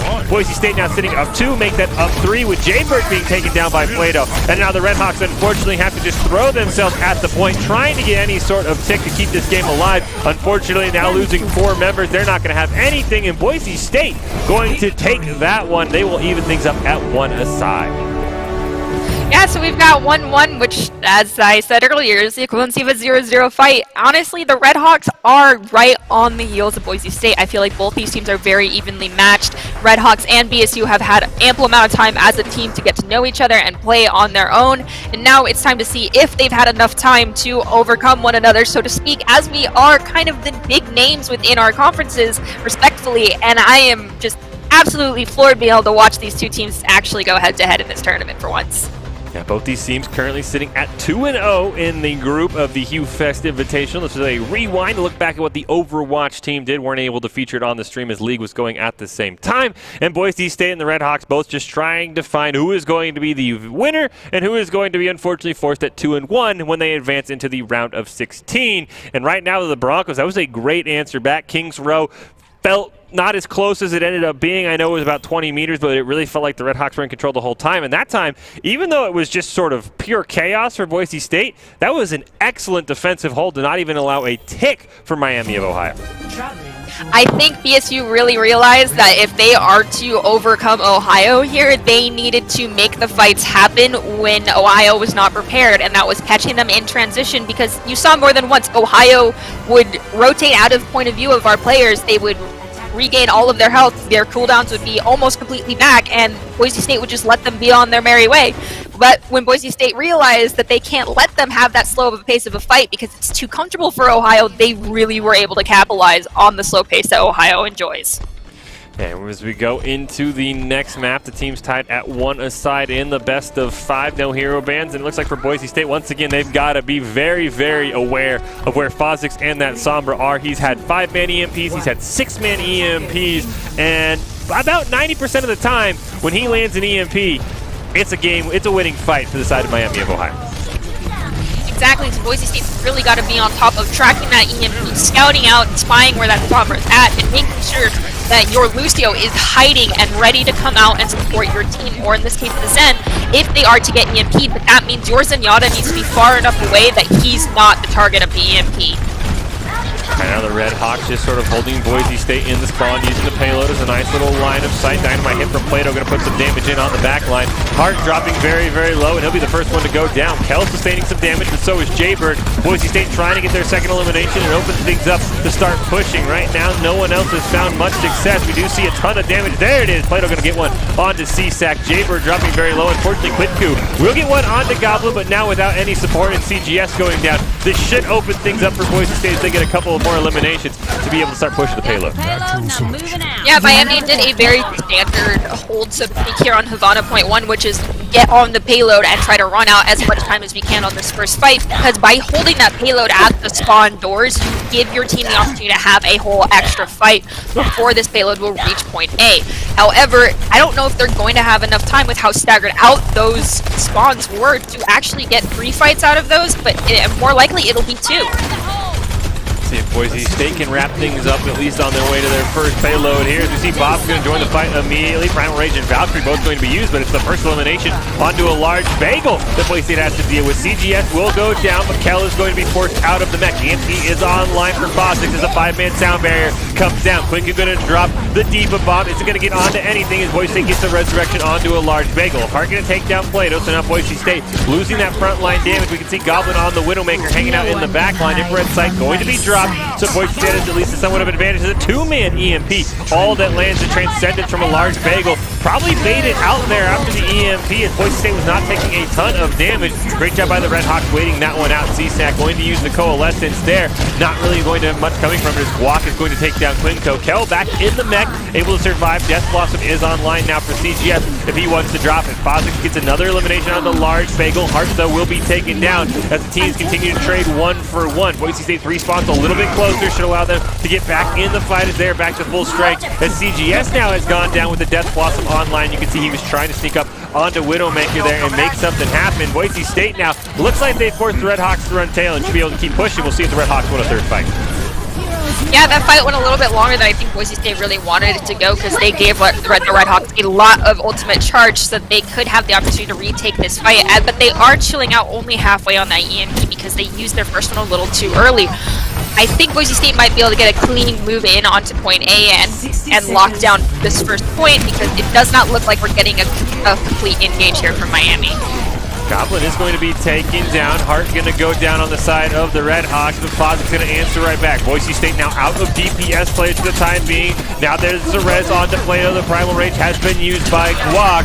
Infrared sight going to be used. CGS going to get taken down in the middle of Death Blossom with no value to show for it. EMP will land only onto 3 members, though. Kel going to drop very low, but it looks like Boise State once again should be able to survive. Diva Bomb is online. CSAC's going to use the Coalescence, trying to maintain the health bars of his team as Hart takes down Guac. There's the Diva Bomb coming out from Kel. He has eyes onto Quidku in the backline, not able to get anything as he will get hacked, dropping very, very low. Goblin going to pick up 2 members of the Red Hawks, and Boise State once again in a very long engage as we see CGS going to punch down Plato. Boise State now gets another resurrection off from Ace to keep them at full strength. Kel will fall, unfortunately, and the Broncos starting to run out of time. A great job by the Red Hawks to bleed all of that time out. Sound barrier going to be used by a large bagel, trying to sustain Boise State, but they're going to lose Guac. Kel has to rush back into the fight with a swap over the Wrecking Ball. No one on the point for the Broncos, and Boise State not going to get a single capture. So Boise State, we had a mistake there with some of our old usage. The Diva Bomb should not have been launched directly into the air because it's too predictable as to where it's going to land, and it gives the team enough time to predict who needs to stay on payload or if they need to have anybody on payload whatsoever. If you're planning on using your Diva Bomb either to remech or to zone, you need to be hucking it in the direction of the enemy team, not where you are at, because it's not using your bomb to your ultimate to the fullest of your advantage. Now, Boise State's at a slight disadvantage because they did not get point A like you brought up. Are they going to be able to hold this out completely? I don't know. We might have to see some really wonky strats coming out. Man, really a great job by the Red Hawks to force that very awkward third fight where it felt like for a moment there they hadn't fully committed, but with Fosix still alive, he was able to build the EMP, got the 3-man EMP, and that sort of said for the Miami of Ohio, all right, let's go. So a great call by the Red Hawks there to say, hey, let's take a third fight, and it ended up working out with Boise State not able to give the first point. Yeah, Yeah, I'm actually very interested to see if Boise State's going to try and do a very close hold. You can see they're going with what we would consider more their comfort picks. We have Plato on the Reaper and Goblin once again on that Torbjorn, but we see that Miami is also going with their comfort picks that have outplayed Boise State in the past, at least in the other maps, and I feel like they know that they can capitalize on this playstyle that they have, and Boise State's just not willing to answer it. Looks like for now, Boise State going to go with a close hold. Good job by the Red Hawks to come around from the backside there, using that truck to line of sight. Some of the Broncos damage right now, though. Hart going to be dropping very, very low. You can see Fosdick was able to get down a Torbjorn turret, so you know Boise State has to be wary of that Sombra once again. Guac now is going to get hacked. He will drop low. Boise State not able to sustain him. Jaybird going to get the first elimination, and now Boise State without a frontline take has to be careful. Respawns are very, very far away from defense, and they've got to make sure they can get back in time, as they've now lost their third member. Make that 4. Guac now respawning. A large Bagel Trin Goblin trying to hold on, but the Red Hawks with a very, very clean win, and they might be able to stagger the respawns up. That Boise State not able to make it back in time for a second or third fight as the large Bagel and Goblin fully retreat. Yeah, but at least the large Bagel and Goblin were actually to get out without having to create a longer stagger for their own team, so that does allow for a quick engage from Boise State side, and Boise State does have 3 ultimates coming on, as well as taking out that Sombra. They might be able to get a full flame on this payload and push back Miami. Red Hawks also going to lose CGS, so both DPS players are down. Boise State now getting a little bit more confident, but you can see the Broncos don't want to bite off more than they can chew. They're just going to hang around the payload here. Let everyone respawn, and there's some very scary check marks on the side of both teams. Yeah, that was a bit of a misplay from the DPS on both sides of Miami right there by playing too far forward away from their supports and not keeping in mind that Boise State can re-engage very fast with the Lucio. Holmcore is going to come out. Didn't get any official elimination as the teams trade 1-for-1 Hart for Goblin, but you can see just how close the respawn was. The Red Hawks now back at full strength. Goblin yet to join the playing field. Now Plato is going to go down.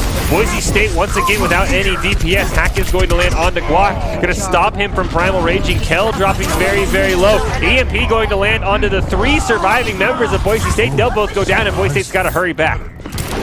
Yeah, we've got Boise State, as you can see, we swapped. We have that Zarya coming out, and now we've got Goblin once again back on that Widowmaker, so we are losing all of our scouting ability out for that Sombra, and Boise State is just letting her harass them in the backline and get a bunch of charge before a fight even starts.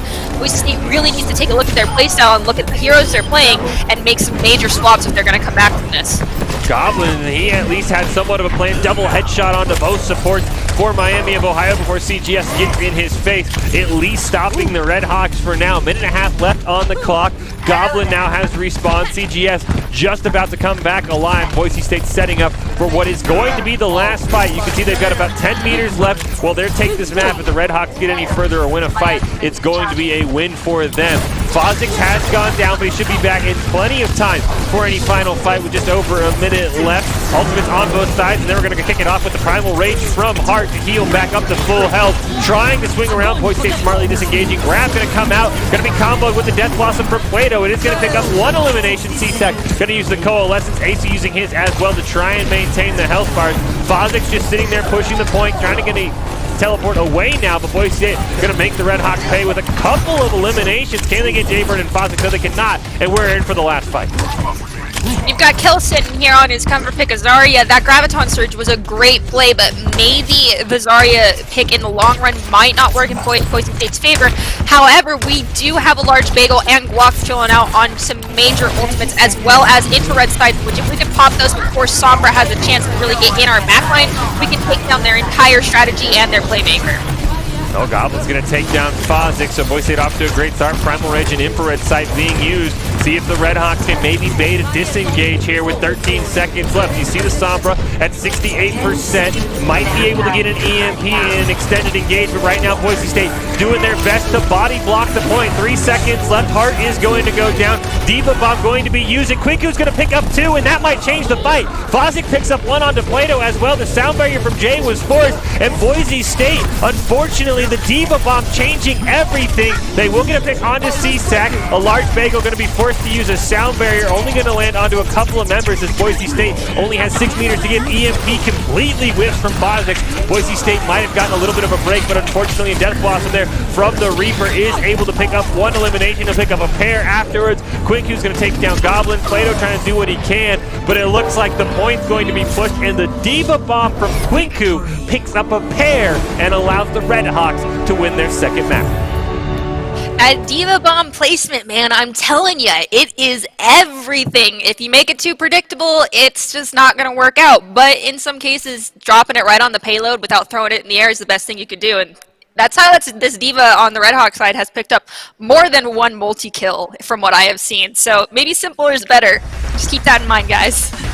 Yeah, that was incredible. It really felt like Boise State had won the fight there, but Quinku with the desperation Diva Bomb just to try and get them onto the point picks up 2. So a really, really good job by Miami of Ohio to win that map against Boise State. I'll be curious to see where these teams go next, as these are two very evenly matched teams.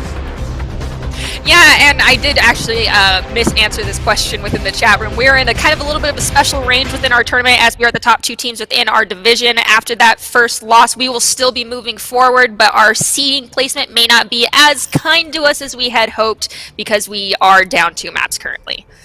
Yeah, Boise State trying to find a way to win the #1 seed in their group, sitting at 2-0. Miami of Ohio, you can see why they are sitting at 2-0. Both teams with wins over Messiah and Texas. It is a best of 5, so the Red Hawks are on match point. We'll see how Boise State can hold on, because it feels like it has been a lot of back and forth, and Boise State's been really close, but it just feels like there's 1 or 2 plays made by the Red Hawks that have opened things up. This is the HUE Fest Rewind, taking a look back at how the Overwatch team did over the weekend. Boise State, as you mentioned, Nerdy Bird, already locked in to advance to the round of 16. It's really just going to come down to the seeding, and right now the Red Hawks trying to bump Boise State down to the #2 seed as we hop into our next match.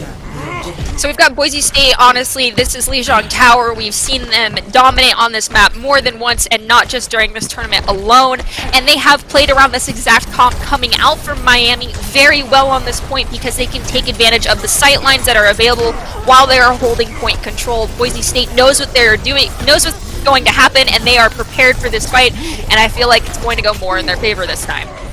Well, unfortunately for Boise State, the first fight not going to go in their favor, as a clean sheet right now for Miami of Ohio. They did get a res on to Fozix, but not much more than that. Boise State, unfortunately, going to lose everyone, but CGS will go down, and it looks like a cap point there for the side of Miami of Ohio. Yeah, that was a great take from them, and of course the caster curse kicked in for me right as I was talking. I love that. But Boise State obviously has a great opportunity to retake, especially because they've already scouted out that Sombra so quickly, because her placement's getting a little sloppy as this fight has gone on longer and this game has gone on longer. Boise State this time immediately answers back. 2 quick eliminations onto both supports for the Red Hawks. Quinku is going to pick up 1. CGS will pick up another one, but Boise State, as you can see, going to be able to capture the point, and you can probably already tell where this game is going. A lot of back and forth to start. Yeah, but Boise State, honestly, I think they're realizing the longer the fight goes out, the more of an advantage Miami is going to have. Whereas if they can dive in quickly, pick a target fast, and take care of at least one person from Miami's side, they will win the fight much faster, and that's what they need to do because of the amount of sustain Ohio has. HUE going to be the first one to go down there. 3-man EMP is going to land from Fozix, and Boise State's health bars, unfortunately, from there are going to fall. Plato and Guac going to go down. Kel forced out of the mech. He will fall. Goblin trying to do his best point defense, but there's only so much he can do against the Reinhardt. Actually able to take down the Reinhardt, surprisingly. Maybe Miami of Ohio get a little lackadaisical, but the res comes out, and Boise State going to have to reset. But now we see the Broncos, the remaining members, jumping in here. Res did go out onto Quinku, and Boise State hopping right back in. A large Bagel going to get antied. He is going to be the first one to fall. Coalescence and Primal Rage going to be used. Nearly knocking a couple members off. Finally able to get a pick onto Jaybird, and Boise State hopping right back onto that point. They will lose the mech and Kel in the process. Quinku is going to fall down to HUE. The team's trading back and forth, but the longer the engage goes, the higher the percent is going to go up for Miami of Ohio. Hart is going to be taken down by Goblin. Boise State still has not been able to start capping the point, and unfortunately Guac booped off the edge. What a play by Jaybird, and that might turn things around when you thought Boise had the advantage. Bozic picks up one on the Goblin, and it's still the point ticking now up above 75% for the side of Miami of Ohio, or excuse me, for Boise State, as the Red Hawks right now really struggling to find any footing. Yeah, Boise State's been able to maintain this fight. They did a great job coming in and out of the point during this last engage to make sure that their health bars did not drop too low. And now it's just a matter of time because we are in last point territory. If they can capitalize on the ultimate that they have in their pocket, Boise State could have this map on lock. Yeah, Boise State doing a great job. Does look like someone from Miami of Ohio had hopped onto the point. But right now for Boise State, you can see the number of eliminated members here into overtime. Boise State should be able to finish this one off. Just one member sitting on the point for the Redhawks, trying to bleed out the time, and it's long enough for Hart to get there and eliminate Guac. The Redhawks holding on. There's the Diva Bomb to try and zone people out. Not going to be able to land onto anyone. Overtime being held on there. Molten Core going to be used by Goblin. A little bit on the point there, just trying to put some damage onto the Redhawks. He is dropping extremely low, but enough body blocking went on. Boise State able to pick up that one and give themselves a slight advantage. So I did talk to the boys a little bit prior to us starting this broadcast, and there was a mention of a lot of body blocking happening during one of these games so that they could maintain point control, and now I'm definitely realizing, yeah, there was more body blocking happening during those last few seconds than there was actual ability usage. So that was the epitome of I put my body on the point. Boise State, though, with a great advantage here, up 1-0 here, and you do see Fozix, at least for now, maybe contemplating the Symmetra, which is an interesting choice. You usually see it on the map before one, where we just saw it, so it's interesting to see he's bringing it out here. It might just be a quick change in order to get the team teleported out the front door, but we'll have to see when they actually engage on point. I've not honestly seen a Symmetra work out in the favor of either team when it comes to using one on Control Center. The fight is going to start. Jaybird going to be the first one taken down. CGS, though, going to pick one up onto Goblin. Boise State now going to lose Guac as well. You can see Asu dropping very, very low. And if Miami of Ohio can win this fight, that's going to allow Fozix to set up his symmetric curse wherever he wants. Team's going to trade back and forth. CGS for Asu. Goblin trying to get back onto the point. It has opened up. Fozix now going to get a kill onto Cal and onto a large bagel. Boise State going to be forced to disengage here. Point, Miami of Ohio. Yeah, and Miami is now going to be able to push up and hold BSU at the spawn doors. However, BSU does have a slight advantage with the amount of damage they have coming out from both Plato and Goblin up front, and they're playing with Guac and Kel on Zarya and Reinhardt. They have the opportunity to create a huge death ball and snowball onto the point here.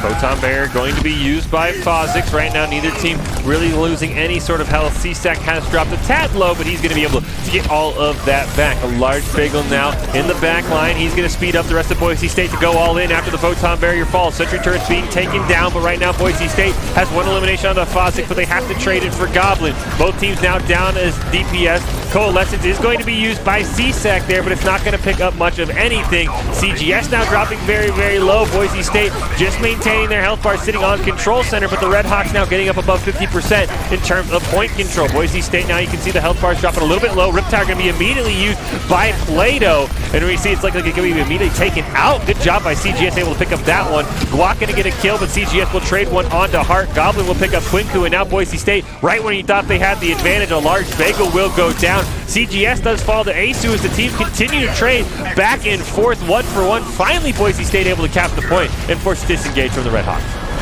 This is a huge point for Boise State to, we can see either a make or break moment here coming from them, because if they do not reset properly and make sure that they are up and ready for this next fight, they can be really at a huge disadvantage. And we see that this Coalescence is going on this Graviton Surge, and we're using multiple cores. That is 3 ultimates and a bit overused from Boise State, and that could be to their disadvantage during this next engage, as they're dropping a lot of powerful retake and resustain ultimates from their side.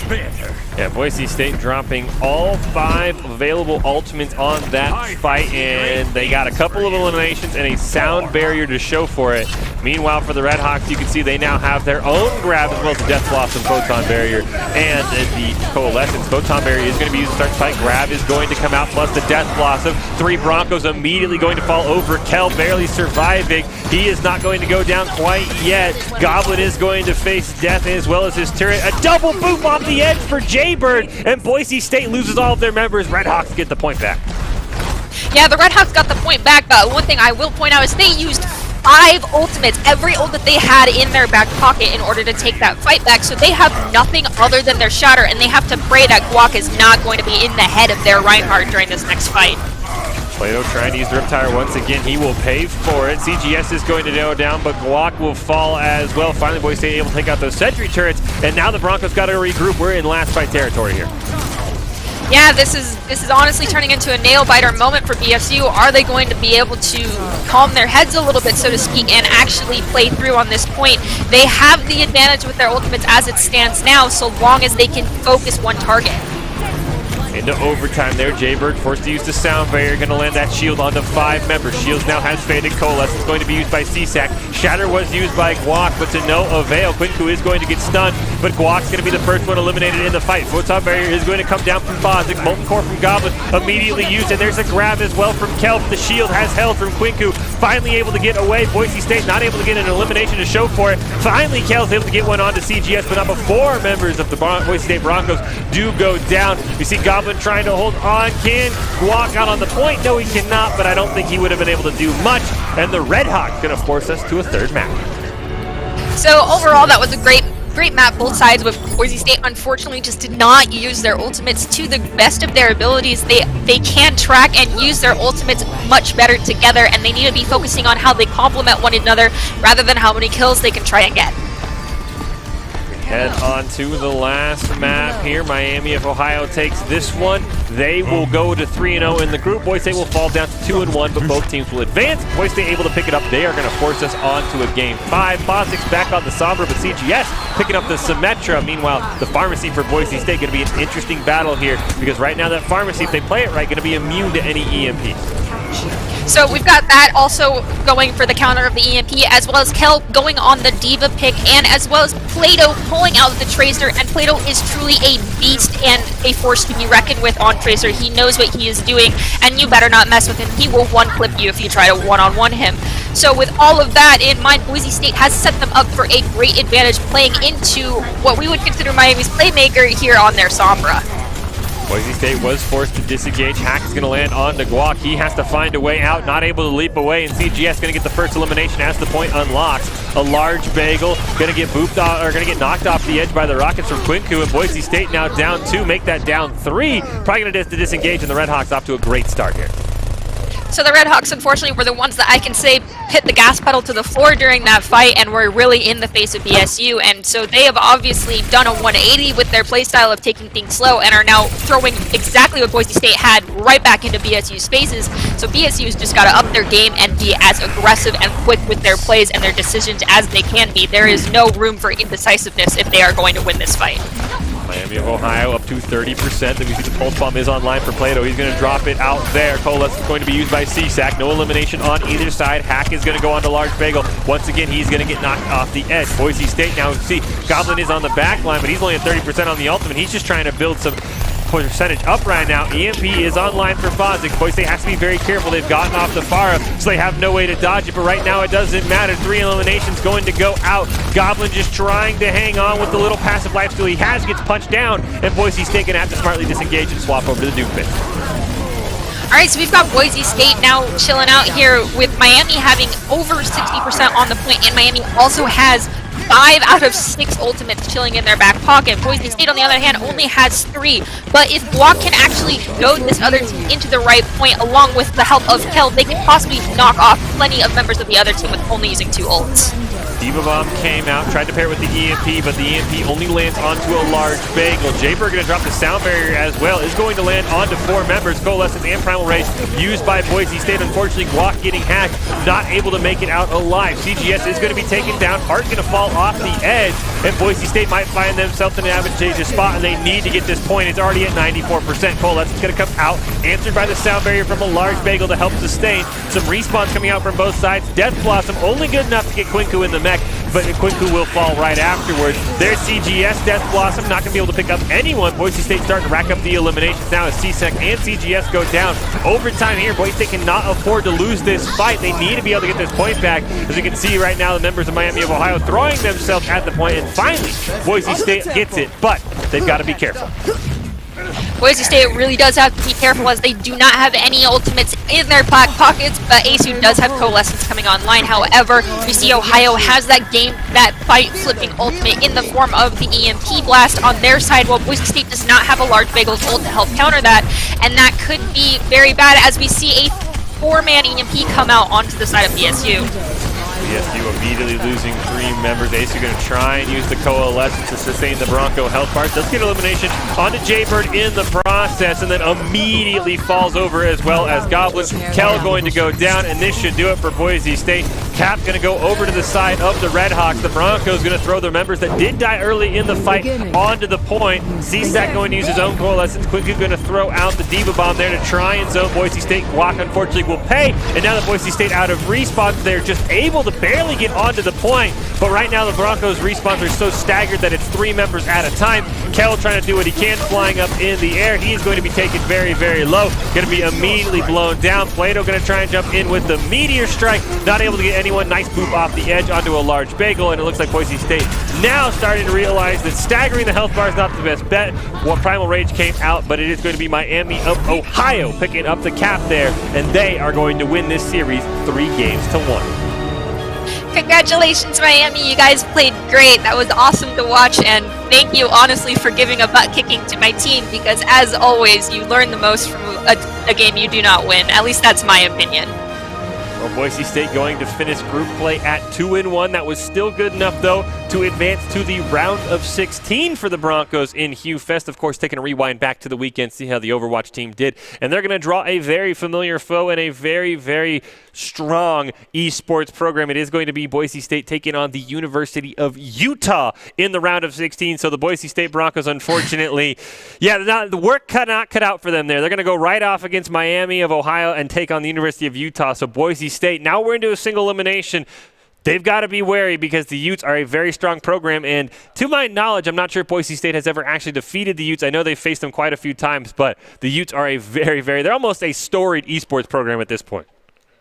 They are a force to be reckoned with, and they are our largest rival. I will not lie. I have definitely banged my fist on a keyboard more than once while I played against them in the last couple of years, but it is truly an honor to be able to play with them because it just goes to show the level of gameplay that we are expecting all collegiate esports to eventually be reaching, and it's just a goal for us to hit, honestly, as a team and as an esports program altogether.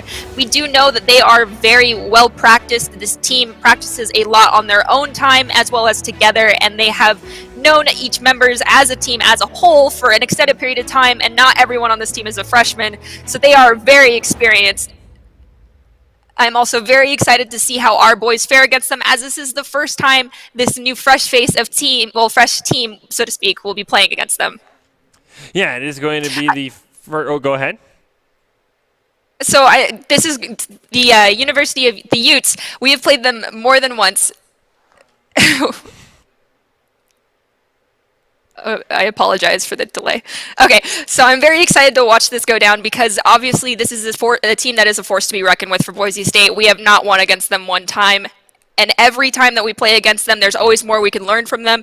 This is a group that is experienced not only in their own downtime, but as a group altogether. They are they are a team that could represent not just an esports school, but esports from the collegiate level against pros, in my opinion. And so I'm very excited to get the opportunity to watch our new team, this squad from BSU, play against Utah State. It's going to be Boise State taking on Utah, not the Utah State. The Aggies, a different program. They're still a very force to be reckoned with. But right now, Boise State and the Utes going to match up here. Taking on in the first map. Looks like Boise State does have the Widowmaker coming out here for Goblin right now. Hasn't been able to find any sort of pick. As we see, looks like there is another Sombra on the side of Utah. So the Broncos have to be very, very aware of where Koblard is at all times because he's going to potentially land some huge EMPs. We saw it versus the Red Hawks. Not going to land onto Guac right now. Finally, eliminations, a boot off the edge. Hollow going to get one onto Plato. The point has unlocked. The Utes hopping on it in just a brief moment here. Boise State tried to back cap it there. Andy going to be taken down there by Goblin, and now Boise State going to go all in. Ace going to use the Coalescence to try and maintain some Boise State health bars that were dropping very low. Cool ABC is going to go down, but Boise State wants to trade. That is Dog 21. Hopped in on the back line and took down Goblin. Kel now going to get Flame Turtle as both teams have brought out the Diva Monkey comp. Probably the first time tonight I think we've actually seen the mirror tank matchup on both sides. Kel going to take down Hollow and Boise State, trying to get back on the point. The Utes are already up to 20%, and the longer and longer they hold, finally it goes over, and Boise State gets the point. Yeah, we can see that Utah State obviously dragged out that fight quite a bit, but they were not intentionally using a lot of their abilities because they were sneakily trying to charge up their ults. Yes, Boise State was as well, but as you can see, Boise State already used our Coalescence while the enemy team has Coalescence online, and the only one they're waiting on really is going to be their Primal Rage. Now, Cool ABC is honestly a force to be reckoned with. This is his 3rd year, if not longer, since club team on the side of Utah. He honestly, we've seen him a lot on Doomfist and Genji, and now I'm excited to watch him on Reaper. Double sound barrier came out in that fight. Neither side sustaining any serious casualties. You can see Goblin in the backline. He's trying to land a headshot onto somebody. Cool ABC gonna throw down the Death Blossom in a combination with the Diva Bomb, and Dog21's gonna pick up 1 elimination. Finally, Goblin gonna answer back with 1 on the Cool ABC, but Boise State's health bars are running very, very dry. He's gonna get taken out, and the Broncos gonna be forced to disengage as the Utes now cap the point back. So Boise State has got a slight percentage advantage on this fight. However, Utah is only chilling out with 1 ultimate while Boise State has 2. If they can stagger out these ults and get a pick early, their opportunity to take the point and hold it up until possibly the round of 80 percentile is very viable right now. Hack did land onto a large bagel right now. Neither team dropping any members, but the Boise State health bars are dropping incredibly low. Coalescence is going to be forced out there by Asu. He will be hacked during it. Plato dropped the Death Blossom as well and wasn't able to find anything. Primal Rage came out from Flame Turtle, and he's going to pick up 2. Cool ABC is going to get 1 onto Guac as well. Large bagel trying to do what he can. He will go down, and Boise State near team kill. Goblin going to swap over now to the Torbjorn. Probably a swap he should have made a little bit earlier. I don't know if Torbjorn's honestly the pick. I feel like maybe it's about time one of our boys starts flexing out on the Sombra and getting comfortable in their own time playing that, because they need to start countering the Sombra on the enemy team more than they have been, and it's just something that they need to focus a bit more on. It is their downfall and the one mistake that I see reoccurring.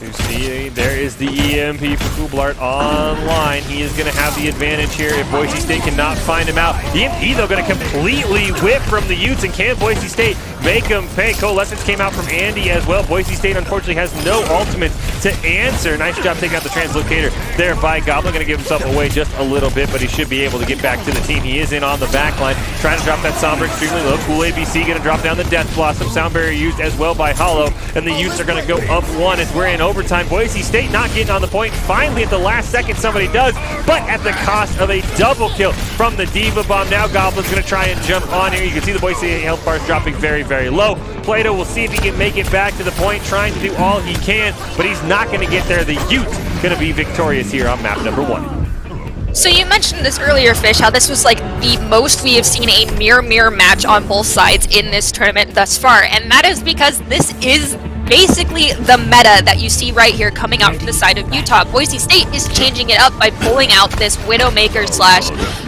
Torbjorn play, which actually drastically changes the playstyle that our teammates are supposed to have. But if you do not call out these changes and adjust and make your teammates aware that they need to adjust their tempo and pace, it can really be a hard point to play around for Boise State. And you can see now that they're even going away from that strategy and they're pulling out a Hanzo and a Doomfist, and actually it looks like they're staying with the Reaper, but they have a Doomfist, and Keller is going back onto the Zarya this time. Doomfist Reaper there for Boise State. We did have a brief Symmetra there, probably just used to teleport to get Utah into the fight. Cobbler going to go right back onto that Sombra, see if he can land a bigger EMP than he did last time, but Boise State was not victorious, unfortunately. Plato dropping very, very low. He's going to be able to retreat back to his team, but right now the Doomfist cannot make any plays on the Utes backline. Goblin is going to get hacked. He will be able to survive, and Boise State right now just surviving the damage they're taking, but you can see the ult advantage building up for the side of Utah, except for Ace, who has the Coalescence online from all the healing he had to do, and he's immediately going to pop it. Boise State going to try and follow up. Cobbler going to be the first one taken down by Plato, hunting down that Sombra. Now Guac going to jump in without fear of being hacked, and Cool ABC the second elimination for Boise State, but with the point unlocking, looks like Boise State has sent one member down to grab it while the rest of the members try and finish up the fight, and Boise State going to start off with a nice little victory there as they try and finish up the remaining members of the Utes. That is fantastic, and Boise State really needs to make sure that they regroup right here and hold this choke point well, as they did split up to allow for that capping of the point. Are they going to be able to use their ultimates proactively here to maintain that control? Looked like a triple kill is going to come out. The 3-man EMP landing as well from Coblard, and that immediately turned it for Boise State. Now they're trying to run away from the Utes. HUE trying to do what he can, not able to quite get the elimination. Onto the Sombra, going to get gunned down, and now Boise State with a very quick reset, but they're staring at 3 ultimates up for the Utes.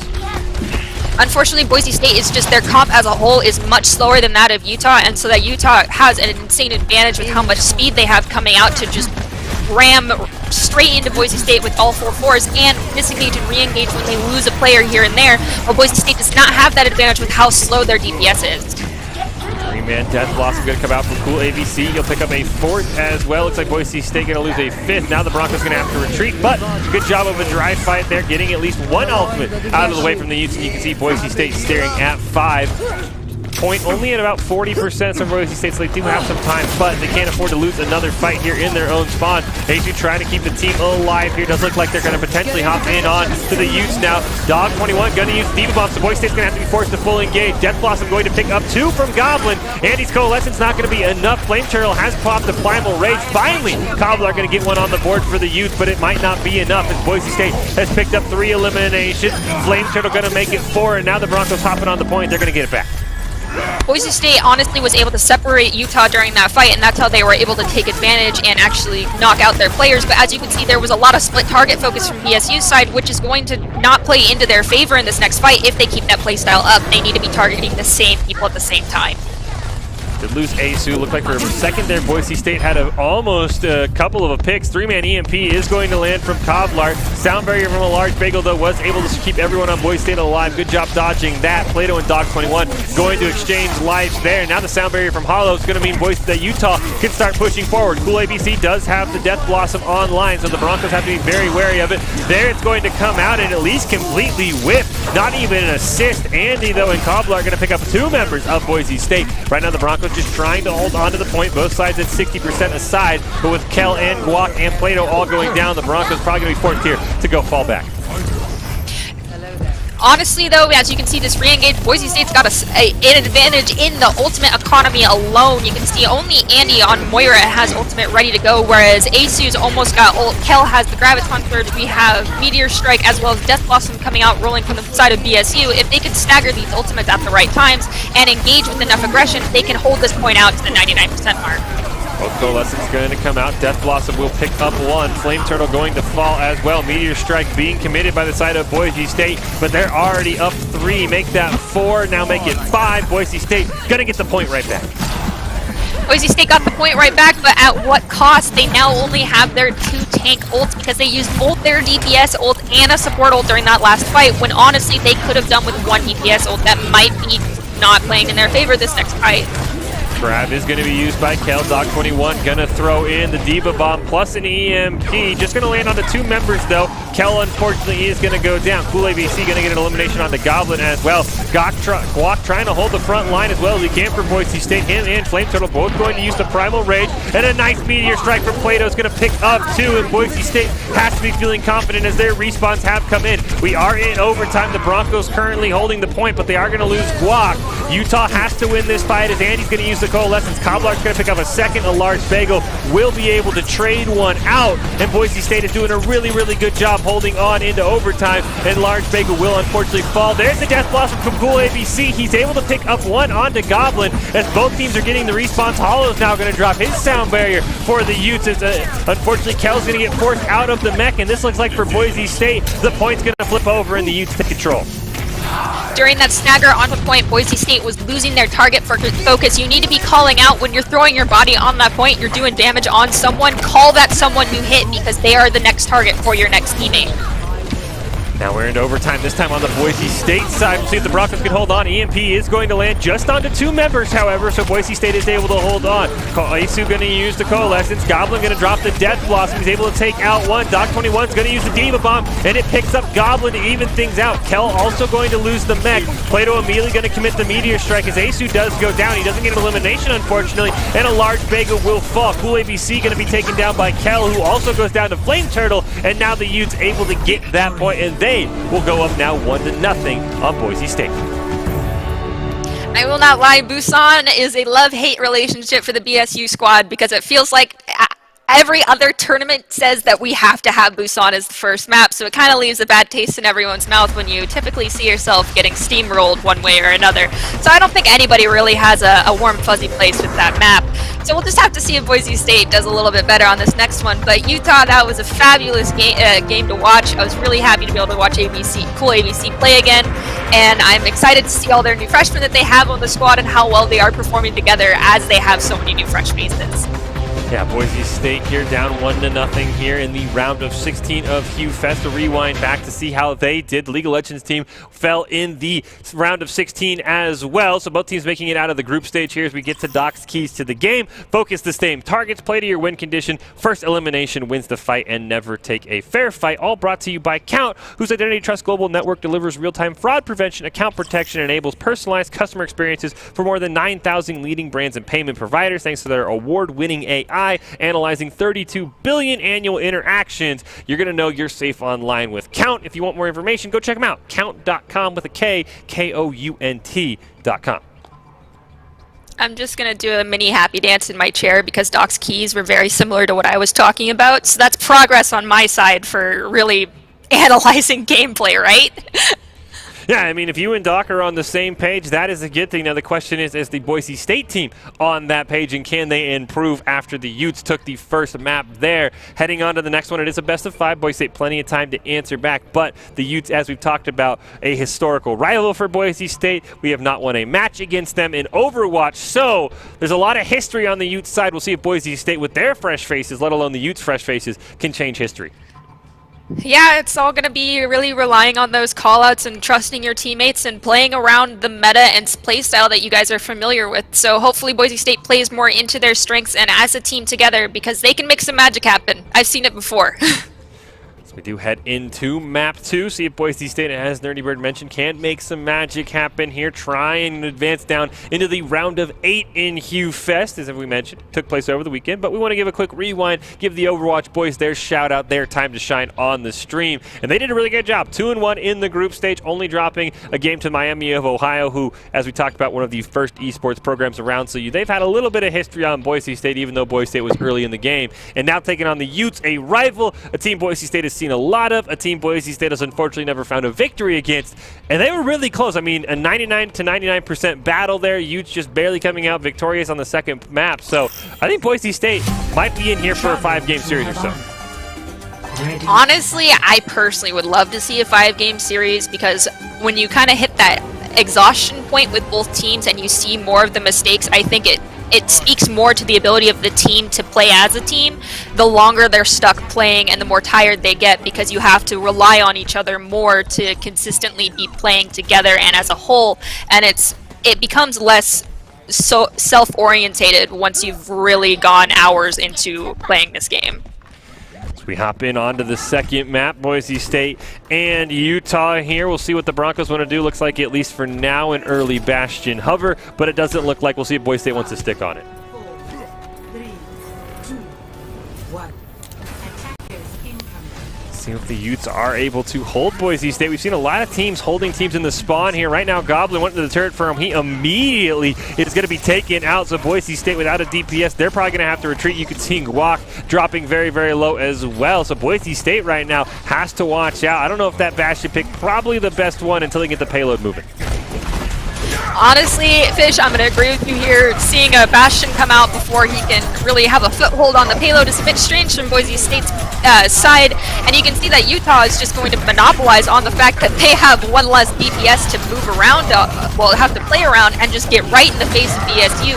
But Goblin is going to sneak around and pick up 2 kills. And 3, wow. And he's going to make us eat our words right there. He's going to add a couple of eliminations, make that 4 now on the side of Goblin. Just took a little bit to get going there, and now that Bastion can safely, well, actually, no, he's not going to assume his point on the payload. He's going to try and sneak around there. You see he's very close to the tank form, so that's something Utah has to watch out for.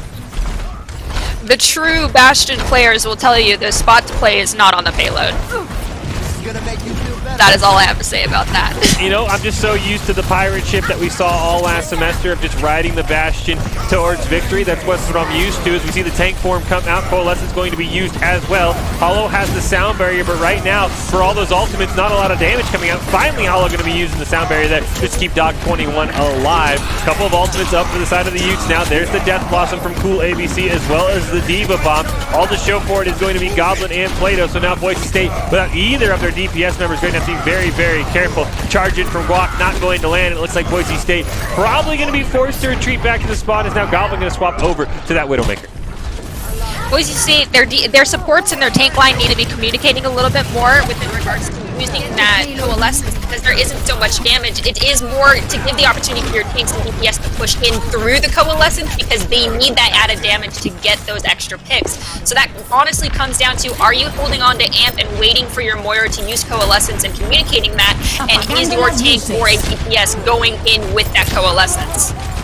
Four-man EMP did land onto Boise State. They'll lose 2 members. Goblin was able to get a pick onto Andy, and then you can see everyone on the Utes going to run right over to him, and they're going to eliminate him. Minute 30 left for Boise State, and once again, it feels like this Widow comfort pick has not been working out for Goblin. He gets an elimination here or there, but he kind of has been run down by Dog 21, and that time Cool ABC. Boise State, though, this time they're going to start the fight off without the Widowmaker. They're going to get an elimination onto Flame Turtle. They're going to get out the Coalescence from Andy. Ace going to be forced to use his as well. Shatter is online for Flame Turtle if he wants to use it. Cool ABC going to be taken down before he can Death Blossom, and with the grab online, Boise State might have an advantage here. Dog 21 forced out of the mech and immediately take it down, and the Broncos now getting very close to that first point. So here's where we get to that point where I mentioned earlier that Boise State doesn't really know who's supposed to be sitting on payload and who's not supposed to be, because here's an opportunity for them to take space while maintaining a presence on the payload, but they have both their supports pulled back on payload, which was not smart for their tanks.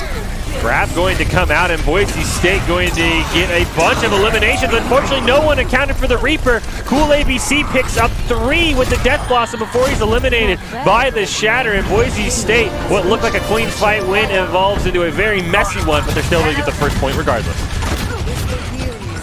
They did get that first point with just under 30 seconds on the clock, so now they have just under 3 minutes to push this into the next point. You can see Kel's getting very aggressive on that Zarya, pushing up quite far forward by himself, but backs up quickly. And now we do have 2 ultimates on the side of Boise State, but Utah does as well, and those ultimates counter each other, so I'm very interested to see who ults first, and it's going to be Sombra. Sombra able to get the 4-man EMP. Plato tries to answer back with the Death Blossom, just takes out Cobblar. Goblin going to get a pick onto Hollow as well, but Boise State right now not able to get much more forward momentum. Large Bagley going to be forced to use the sound barrier. Coalescence is going to come out from Andy, and now that the shield phase, Boise State doesn't really have a way to go in. You can see the Guac shield very low as well. Finally going to allow that one to recharge. Boise State slowly pushing the payload forward. There comes the infrared sight from Goblin, going to give away the position of the side of Utah. Not going to matter though. Dog 21 going to get in his face in the back line. Hollow going to use that full 6-man sound barrier to try and keep his team alive. Boise State now, Plato dropping very low. He's going to be forced back, and no one really close to an ultimate on the side of Boise State. Kel up in the 90s. Is he going to use the grab, or does he want to hold it for someone else on Boise State to combo with? Cool ABC is going to go down. Goblin has swapped over to the Doomfist. Diva Bomb going to pick up 1 from Dog 21. And right now Boise State has Doomfist on the back line. What can he do? Jumps right in onto Andy. Unfortunately not able to get the elimination. He will fall. And there we see Plato is going to get one onto Hollow. So the team's continuing to trade back and forth 1 for 1. Death Blossom is now online for Boise State with Coblart off. We'll see if they want to have a grab Death Blossom combo. Cool ABC is going to say, I'm going to drop mine first. He's going to pick up a pair before going down. Boise State right now holding on in what has been a very long extended engagement. And now it looks like the Broncos might be falling back here just for a moment.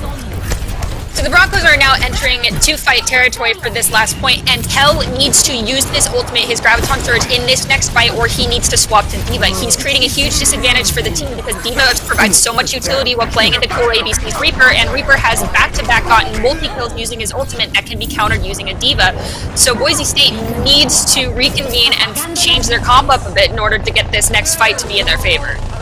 Perhaps did come out. Unfortunately, after all of that, Boise State is going to get four-man EMP. Guac going to lay down the shatter. Both teams starting to lose members. Boise State won the early engage. Now with the respawns coming out, can the Broncos hold on for their own reinforcements to get back in? We see a large bagel. Does have the sound barrier whenever he wants to use it. There's no ultimate on the side of Utah right now. Do have a couple members close. Dog 21 dropping very, very low as Hollow has been eliminated. And Boise State slowly inching towards this capture point with just 14 seconds left. HUE ABC going to be taken down. Sound barrier going to be used as a little bit of an aggro move by Boise State to try and capture this point. They'll take down Flame Turtle. Dog 21 dropping very, very low. Not going to use the Diva Bomb there, and he will be eliminated. Boise State once again, by the skin of their teeth, should be able to capture this and head on to the third checkpoint. All right, so Boise State is moving out into this outdoorsy area that is going to give the Diva on the enemy side as well as the Sombra a lot more free range, and Boise State needs to accommodate for that. I think it is time to switch up the playstyle a little bit, or we might stagnate before we have the opportunity to hit this last point. We do have 3 ultimates coming online, but Utah State has 5 coming online for this next fight. Both Coalescence going to be used. Meteor Strike going to be used by Goblin, as well as the Shatter does land onto 2. Sound Barrier going to be used by Hollow, but not in time to save Flame Turtle. HUE ABC is able to pick up Goblin. Diva Bomb gets 1, and Cobblar going to add another one onto a large bagel. Plato goes down as well. For the first time in a while, Boise State faces some resistance. They're going to have to reset. So BSU supports, unfortunately, are very unlucky when it seems to be getting caught out by these Diva Bombs. I don't think that there is a lot of tracking going into Dog 21 because they've been able to pop off a lot of Diva Bombs and catch BSU off guard. So our Lucio's not ready with Amp and Speed ready to get our team away and out of LOS of the enemy team. And you see HUE ABC pulling out another Death Blossom and taking out 4 BSU members. Death Blossom combo with what looked like to be a 5-man EMP. Not much Boise State can do. The only survivor member, Goblin, on that Widowmaker in the back line. And Boise State now has to get onto the point. A huge 3-man shatter going to come out from Flame Turtle. Boise State going to lose 2. Goblin is going to get a pick onto Cobblar, but is it going to be enough as the Broncos members are starting to fall? They've got to get onto the point as time is running out. Is contested. Can a large bagel hold on? Unfortunately, no, he cannot. We'll see if anyone from Boise State can get on the point. Asu's going to be able to get in there, and now the Broncos are kind of just running into their death, trying to make magic happen. Guac does get a pin onto HUE ABC. It allows Goblin to get in there and get an elimination onto Hollow. And Boise State might have found a way to keep overtime going. Unfortunately for them, they are going to lose Goblin. Kell is going to use the Graviton, but there's really not much else to combo with it. Andy outside of it going to use the Coalescence to maintain everyone on the Ute side. Diva Bomb is going to come out. Good job, Boise State, line of sighting that one. A large bagel will throw down a 4-man sound barrier. Goblin going to swap back over to the Widowmaker, and Boise State might have found their footing, but he will get sniped out by Cobblar, who's on his own Widowmaker. And Boise State right now trying to keep the payload pushing. Can't do much more as the Utes have been on top of the point this entire time. Coalescence from Asu going to be used, but it's not enough to save Plato and Guac as Hollow's going to drop down the sound barrier. Cobblar has used the infrared sight to give away the position of Boise State. Another huge Death Blossom, and that's going to finish it off. Boise State 2 checkpoints and a couple of meters forward. So I guess I can safely say this HUE ABC is not only a force to be reckoned with on Genji, but as well as on Reaper. I do not think there was a single fight where he did not either have Death Blossom ready to go or got it mid-fight and used it. So Boise State really needs to be focusing on who is making the plays for this other team and adjusting their playstyle for that. And if that means changing out your tanks, it means change out your tanks. Holding on to an ultimate is not worth an entire fight. Our coach Shifty has said that more than once to us, and it is something that needs to be deeply ingrained within the minds of our players. Now Boise State, they know what's in front of them. They have to get a hold on to Utah. Of course, an early hold would be awesome, but it's probably going to be an extended hold, and maybe even holding them right in front of the parking spot like we just saw the Utes do. But once again, Cobblar, not many high-impact EMPs this round, but it's always something Boise State's got to have in the back of their mind. Honestly, the sneaky EMPs on your backline or on one of your tanks that heavily relies on movement can spell doom for an entire comp. And as you can see, Boise State is going with another one of these hybrids where we've got Goblin once again on Widowmaker, but we've got Dog and Coblard over here chilling out on Diva and Sombra once again, that are very easy to dive and take out Widowmaker as well as sneak up on our Widow, which has happened more than once. So will our team be able to adjust after they die after this first fight on payload? see Goblin in on the back line, going to try and land some clutch headshots to slow down the Utes push. Right now, just one hit marker to speak of, can't quite get the sight line as the Utes going to properly disengage, and he's immediately got a Sombra in his face, and Cobblar going to take him down. And now Boise State has to be where they know there's a Sombra on the back line, they just don't know where, as the teams are currently sitting around this truck. Andy immediately going to use the Coalescence, Cool ABC, and Cobblar going to combine for a kill on the Guac. Kel going to go down as well. Goblin popped over the Torbjorn, but it looks like for Boise State, they're going to have to concede this early push as everyone's gone down. And we see Goblin is actually once again switching back over to the Widowmaker, deciding to stick with that. I don't know if that was discussed fully as a team, but honestly, I feel like they're playing themselves with a disadvantage here and intentionally giving themselves fights that are not fair for the side of BSU by having a Widowmaker who cannot engage on point, whereas everyone on the UPOT side can be on point. BSU will be playing a 5v6 with our Widow being taken out in the wings. Well, Goblin's going to answer right back. He's going to make it a 6v5. Nice shot on the Cool ABC. Cobblar, we'll see if he's able to get another pick, but right now it looks like the Utes content just disengaging for now. No ultimates up for them. Boise State has a trio of ultimates online, including the Grab and the Shatter. Probably waiting for the Death Blossom, only at 61%. EMP up around 92, 93, so that's going to be online very, very soon. There's the Grab to start things off. Coalescence is going to be used by Asu as well. Flame Turtle tried to drop down the Shatter, but it's not going to land. We see a sound barrier does come out from Hollow, but right now Boise State doing a great job. As there's the 5-man EMP, and immediately Boise State, the fight gets flipped. All 5 members hit by it go down. Goblin in the back line trying to do what he can. He's going to get burned down as well, and Cobblar flips the fight once again for the Utes. Honestly, that EMP is just such a huge playmaker, and we've seen that Mythmaker here in the chat. Goblin will definitely have to work up some comfort on some other DPS characters, but that time will come on its own. And honestly, Mythmaker, that's so true. For now, he's got to stick with what he's comfortable on, and this just goes to show him that, hey, you know, you've got to broaden your horizons, and that's okay. But he is able to take out Cool ABC early on in this fight, so that could play into the favor of BSU. Large Bagel dropping the sound barrier, giving Boise State some extra health. They're able to get Flame Turtle and Dog 21 as well. Hollow is able to pick up Guac, so not without some repercussions for Boise State, as it looks like they're going to try and chase down the remaining members of the Utes. They are able to get a pick on to Andy, but with over a minute and a half left, the Utes comfortably have 2 fights left here. And 2-fight territory when there isn't a whole lot of to move. Honestly, the Utes have a clear opportunity that they can take and sustain on this point. Boise State has both of our tank ults coming up, and we've popped infrareds to try and stop that Sombra from getting advantage on our map right and hopefully take her out early. But other than that, it doesn't look like Utah will have a huge leading advantage with ults here. Yeah, Flame Turtle is going to be taken down. The infrared sight was used. Cobblar does have another EMP, so Boise State does have to be extremely careful. Grab and the Coalescence are available. Plato building up that Death Blossom, and now with just under 40 seconds left, the Utes do have to start worrying about potential last fight territory. Now, Boise State did cap both of their points into overtime, and there's the EMP. It's only going to land on to 3, but immediately Guac and Plato are both going to go down. Grab used from Kel, but it's not enough to keep the team alive. He will fall as well. Coalescence used from Asu, trying to sustain. That's not going to work out either, and once again, the Sombra flips the fight, and that's the first point for the University of Utah. Boise State was actually very well prepared for that Sombra ultimate. They knew that they did not have their sound barrier ready from a large bagel, which is kind of odd for him because he is a Reddit Lucio and has it all the time. So Asu actually took the initiative and stayed back away from the team, which kind of gave them a slight disadvantage in the initial in-game, with the ability to re-engage and sustain with a lot higher with their Mario holding on to that Coalescence. Plato is going to drop the Death Blossom there. You can see the health bars dropping low for the side of the Utes. Finally, they're able to get their first elimination. Make it 2 now onto Flame Turtle and Cool ABC. So Boise State doing a great job with an early hold. Dog going to get knocked out of the mech. Not able to get it back, but Boise State is going to lose Asu in the process. Nice elimination by Dog 21. Andy will be traded though, and the Broncos not going to have to disengage, but a great early fight. Yeah, and because they took that early fight, that is giving the opportunity to take more time off the clock here in Utah without the payload moving, and they're getting into a great position to really utilize the fact that they have this Reaper and forcing Utah to play down on the lower level can give an advantage to Plato and our Widowmaker here in this next fight.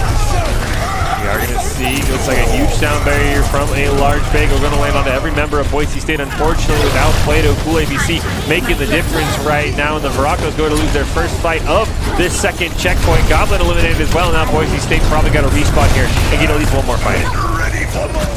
Yeah, we have time for one more fight, and we can see that both Kel and Asu, as well as Guak, we have ultimates coming online, but it looks like Utah has basically everything in their back pocket, and it's just going to be a matter of which one they feel like throwing out first. But they also got to keep in mind that they can't throw them all out at once. Both teams have been guilty of doing this. If Boise State does not stagger their ult right, they won't be able to take this, but if Utah doesn't, they won't either. Grab is going to come out as well as the EMP. EMP hits 3. The Diva Bomb is going to come out as well. Both coalesce. It's Hollow now going to drop the sound barrier to keep their low health members of the Utes alive, and that probably is going to turn out to be the difference as a large bagel and Asu both going to fall. Guak had gone down earlier. Plato now just barely responding, and the Utes going to get that second checkpoint, and Boise State's defense has got to be stout and it's got to be quick. Oh, turn it up. Yeah, this is really the time for them to put the pedal to the metal and, you know, think quickly on their feet. Goblin once again has changed up, going from that the Symmetra back over to the Widowmaker. However, we've got Kel switching up over onto Diva, and honestly, his Diva is a beast. So if they can charge in with a large Bagel's help, Guak slams down on an Earth Shatter just in time. Plato can pull off a Death Blossom in the back line. He can turn this fight around. There's the Earth Shatter going to land onto just Flame Turtle. He does have his own to counter, and it's going to land onto 3 members of Boise State. Death Blossom from Plato came out to try and flip the fight. Cool ABC going to use his as well. Only one elimination to show for both Reaper Ultimates, but unfortunately for Boise State, Utah's going to get everything else. Cool ABC is going to get taken down by Goblin, but on the Widowmaker, nowhere near the point, and the Utes going to get into the parking space, and they are going to go on to match point. Unfortunately, we kind of saw that coming from the beginning. We knew what type of force Utah was going to be coming into this, and they honestly did not disappoint. That was fantastic to watch. Like I said, Cool ABC tends to be a little bit of their playmaker on their DPS side, and their Sombra as well. Their communication was great and fantastic from both teams. They both played that very great, and I'm excited to see the next one. Well, Boise State now going to have to engineer a reverse sweep. This is the round of 16 of the HUE Invitational. Boise State taking on Utah. The Broncos 2-1 in the group stage, but trying to snap a little bit of a losing streak, just dropping their first game to Miami of Ohio, and now up against it for Utah, up 2 maps to none. And I have to say, I agree with you, Nerdy Bird. I mean, Cool ABC and the Sombra, they've been making all the plays. I mean, you've seen it. Boise State, they have a fight one, 6-man Sombra EMP. Fight immediately flips. So for Boise State, I mean, that really feels like priority 1, 2, 3, 4, A, B, C, D, figuring out who can play Sombra, because Goblin's gotten some picks, but the Sombra EMPs are way more influential right now than 1 or 2 headshots from a Widowmaker. And honestly, maybe this will be the learning and turning point for BSU to realize how much, you know, playing Sombra can be viable, and picking up that new hero can really change the dynamic of a team. So even if Boise State doesn't come out on top, they can say, you know what, we knew what we did wrong, and we needed to tweak this one thing, and this is what it is. We'll have to see if that's what happens after this game or not. We still have to play out this map. Either way, this is an exciting match to be able to watch, and we honestly, we're changing things up a little bit with both sides. If you take a look at the comps they currently have picked, actually no, only Utah's changing things up a little bit. Boise State's once again on their comfort picks. Yeah, Kel has been sort of swapping back and forth between the Diva and the Zarya on the Diva this time. But yeah, you see the Echo and the Ashe now coming out for the side of the Utes, as well as the Ana, something we haven't seen from them so far. So we'll be curious to see how they want to play around it, how Boise State is going to handle the Ashe, because we know Coblart has been a fantastic Sombra. Right now, Boise State dropping incredibly low from some Dynamite. You can see an Ansi land onto a large Bagel. Is he going to be able to survive, as Asu's going to have to shift away? Boise State right now using this Monkey Shield to their maximum advantage. Health bars, you can see a ton of criticals right now for Boise State, but it looks like Asu and a large Bagel going to be able to sustain. Boise State taking this sort of long route of working their way around towards the point. Immediately they're going to be found out by Utah. Cool ABC dropping very, very low. So is Hollow, but Kel and Goblin also extremely low. Kel going to get the first elimination of the match, picking one up onto Hollow, but he's going to get immediately forced out of the mech. A lot of low health bars for the side of Utah. Can Boise State capitalize? Cool ABC going to be the next one to go down as Goblin gets one. Asu forced to use the Coalescence. A large Bagel picks up one as Goblin gets his second. Now both DPS are down. He will fall to Dog 21 as the sleep does land on the Guak, but Boise State already 1 tick in, and now they're going to get an elimination on the Dog, and Boise State should maybe even 3 tick this off one fight. So, one thing I would like to throw out there is that Guak is what we would consider one of our main kind of shot and direction callers here within this match, and so he is not only having to keep manage his own abilities and keep track of the other enemy team's abilities because he is a lead ult tracker, but also make the calls for the team. And you saw him bouncing in and out during that fight and sustaining his health despite getting really low, and had to communicate with his supports who were on a completely different level of the playing field there. That just goes to show how much communication is happening on BSU's side. Echo gonna copy the Death Blossom there, able to pick up one. Goblin now going to get another one onto Cobbler, but he will be revived. Kel able to take down Cool ABC. Dog going to get in on the back line. Goblin is going to fall. You can see the ultimates available for Utah. Bob is there if they want to make up for Cool ABC, who is now fully respawned. You can see Plato dropping very, very low. Should be able to sustain. Kel going to grab a health pack there, and Boise State right now probably might be best interest here to disengage. You can see Kel trying to fly away. He is at just 27 HP. Infrared sight is going to come out in combination with the Death Blossom. Boise State with a great re-engage to pick up a pair there. We are going to see the Primal Rage plus the Nano come out, and the Diva Bomb. Doesn't look like Diva Bomb's going to pick up anything. Flame Turtle trying to swing some people off the map for Boise State. He is dropping incredibly low. He's going to have to go in and reset it. Boise State right now sitting on the point. There comes Bob in from Cobbler. Cool ABC on the back line, switching over to the Tracer. He's going to get one onto Goblin. Diva Bomb from Kel will pick up Cobbler, however, and Dog 21 also going to lose his mech in the process, as well as a large bagel dropped a great sound barrier there to allow Boise State to sustain. Anti onto Kel, dropping low, should be able to survive through this as he's trying to push the Utes back into their spawn. Boise State now fully on the point, at least going to be able to get one tick here, but with the staggered respawns, it looks like the Utes should be able to get back in before Boise State able to pick up a second one. Kel dropping extremely low. Cobbler now going to be dropping low. He'll go back to heal. Cool ABC does have the pulse pop. He's going to drop it, pick one up onto Plato. Boise State now without one DPS. We have Goblin, who has swapped over to the Tracer as well. Unfortunately for Boise State, they're going to lose a couple of members. Kel just trying to do what he can to get in on the back line, but unfortunately for Boise State, not going to be able to pick up that second tick, and they're going to be forced to fall back. So we've got Andy, who's actually swapped over onto this Ana pick and landed a huge nade onto our Diva. Thankfully, Diva was took the majority of the blunt force from that one and deflected it from the remainder of the team. But Andy has managed to already get his nano boost, and I don't know if Boise State's exactly ready for that, because a nano boosted Tracer in your backline on your supports is horrifying. A nano boosted Monkey just jumping in on you, and then after the nano using Primal Rage is horrifying. So I don't know what Boise State's going to do to counter that in this next fight. Colas is going to come out. They are going to nano Flame Turtle. He does not have the Primal Rage, only at 60%, but it is climbing extremely fast. Boise State looks like they have been able to stall out the nano for now. Goblin dropping very, very low. Is going to be able to heal and pull back up, and everyone's going to reset. Guac, though, going to get a great pick onto Cobbler. Can Boise State follow it up with another one? You can see he's almost halfway done respawning. Sound Barrier going to be used as a great sleep onto Plato. Is going to cancel out the Death Blossom. Boise State now only able to find an elimination onto Cool ABC, but Plato is going to fall in the process. Wild Turtle has popped the Primal Rage. The Pulse Bomb has gone out from Goblin, but unfortunately not going to land onto anyone. A large bagel is going to use the Sound Barrier, hits all 5 surviving members of Boise State. Guac going to use the Primal Rage, trying to swing where he can. Here comes the Diva Bomb in from Dog 21. Boise State's going to lose Asu in the process. Guac was in on the back line, trying to take down Andy. Unfortunately, wasn't able to get much to show for it. Kel now going to lose the mech and his life, and Boise State, unfortunately, not able to get much. They already played going on to Flame Turtle, but an anti on the Guac and Plato means they have to be very careful. Plato is going to pay for it, so is Guac, and Boise State once again going to have to retreat.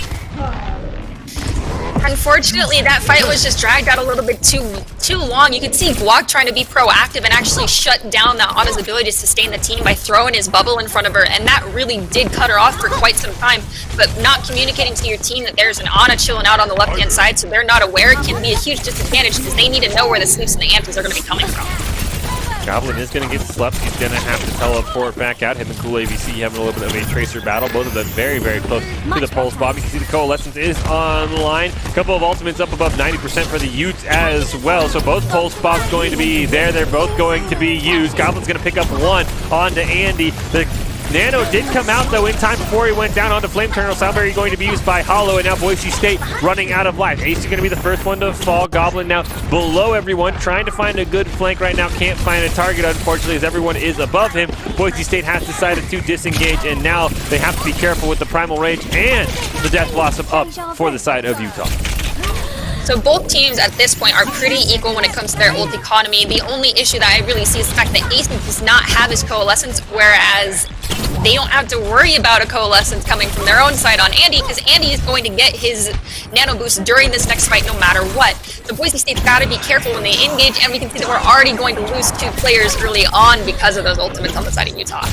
Yeah, off screen, a huge 4-man ante was hit by Andy, and that immediately shut down Boise State's advances. Looks like they're just going to go full reset, and now 30 seconds left. Boise State got 1 fight left here to see if they can get a second tick. The important thing for Boise State to remember is, yes, you gotta ult first, but you need to make sure you use your ultimates in a way that makes them as viable as they possibly can be. As you can see, we've got Utah pushing forward, trying to keep Boise State from actually getting onto the point to begin with, but they're going to lose a player in doing so. Now, if our tanks can get on point and get a foothold, that will allow our DPS to get on the back line of the enemy and maybe balance out this last fight a bit more. Both Primal Rages are going to be dropped. Diva Bomb is going to come out, and despite the sound barrier, is going to pick up elimination onto a large bagel. Ace able to answer back with the Coalesce. Plato is going to drop the Death Blossom. Unfortunately, not able to find any sort of elimination. Boise State, you could see, up around 62%, trying to find that last semblance of a tick. Kel going to use his own Diva Bomb. That's not going to land onto anyone, but Boise State will pick up a kill onto Andy and Cobbler. They have gotten past the second tick, up to nearly 80% here in overtime. Hollow and Dog 21 going to go down, and Boise State might find their foothold here and at least be able to 2-cap the side of Utah. A large bagel able to take down Dog 21. Nano is going to land, this time onto Cool ABC, as Cobbler has swapped over. He's going to get 1 snipe, but Tracer Bomb is going to go out as well. Sound barrier used by Hollow as Cool ABC goes down. Another huge snipe from Cobbler, make it 3 now, and Boise State, unfortunately, is probably not going to be able to full cap this. You can see they're just barely holding on in overtime. 89.5% going to be the Broncos' final mark there, and that swap onto the Widowmaker in such a close corridor paying off huge for Utah. But see, the thing with swapping off to a Widowmaker in that situation only was the fact that they had a ball rolling and spinning to win it around on point, preventing BSU from actually being able to stabilize their focus onto a stationary target such as Widowmaker, who is so small with such a tiny hitbox. It became almost impossible to realize where she was and when she was going to be attacking you, because you have a giant hamster throwing a ball in your face constantly, and that gave her a perfect opportunity and opening to just sit there and peck off Boise State's team, because the tanks were able to keep the rest of the team distracted. Boise State has to worry about trying to shut down the Utes. A first point hold would be spectacular, but in the end, they just need to keep them below 89.5%. If they can do that, the Broncos going to send us on to Game 4. If the Utes can get to 90%, the Utes will be victorious, and they will advance to the round of 8 here in the HUE Fest Invitational. Boise State right now looks like a little bit of a change here. Finally going to go over to the Ashe and the Torbjorn, and then, at least for now, some Metra Hover on the side of Utah. I have big plans for you. Utah might be looking to do some sneaky teleportation quickly onto point. The only thing that really is a turnoff for wanting to do that teleport combo is if you have the enemy team playing an Ana or a Mei, which Boise State has not pulled out once within this tournament, so it's a pretty safe choice to try to go with the TP method, I will not lie. Just like for now, he is going to hang on to the Symmetra, so it is the TP method that the Utes are at least holding on to for now. Immediately, Plato's going to get a huge snipe on to Andy, as the rest of the Utes are now going to try and jump onto the point. Flame Turtle is going to go down as well. Cool ABC will join, and Boise State with an excellent hold there. Teleport method not going to pay off, but Cobbler will be able to get a kill onto Plato, but the rest comes out. We just gotta hope that this one-on-one doesn't end up with the demise of our own little Torbjorn over here, and thank goodness it did not. Goblin was able to sustain and outclass that Lucio, so to speak. Don't get in my Torbjorn's face. He'll shut you down in a 1v1 sometimes. But Boise State still has to hang on for a little over 3 minutes, which can amount to be 3 to 4 fights. So with no clear advantage on either side, this could go any way. You have a couple of swaps, same result though. Plato once again going to get a great shot, this time on to Coblard, who had gone over to his own Ashe, is going to be revived though, so everything's going to be even aside. Now we do see Flame Turtle taking a bit low, but he is going to be able to be healed back up there, able to take down Goblet's turret. Boise State right now, you can see, going to have the ult advantage as there were some DPS swaps from the side of Utah, where Coblard immediately already up to 50% on the Bob, as Cool ABC going to take down Guac. Revive is going to come out, but unfortunately a large Bagel and Asu are both going to go go down, so no supports for the side of Boise State as Kell is dropping extremely low. Finally going to be forced out of the mech. We can see Coblart is also very low, but he should be able to hold on. Bob is available for Plato. He's going to get one on to Coblart. He's going to call Bob in to try and even things out and buy some time for Boise State. Unfortunately, Guac and Kell both going to go down. Plato all alone on the point. It looks like a large bagel has snuck back on. Unfortunately for Boise State, Bob's going to leave. He was the only man contesting the point, and now the Broncos going to have 5 minutes to try and hold to that second point. That's about 4.5 fights, 5 fights for BSU to sustain. However, BSU does have almost all of their ultimates other than Bob, but we've seen Bob come up from Plato very quickly. I do not doubt that he will have it before this next fight is actually completely engaged.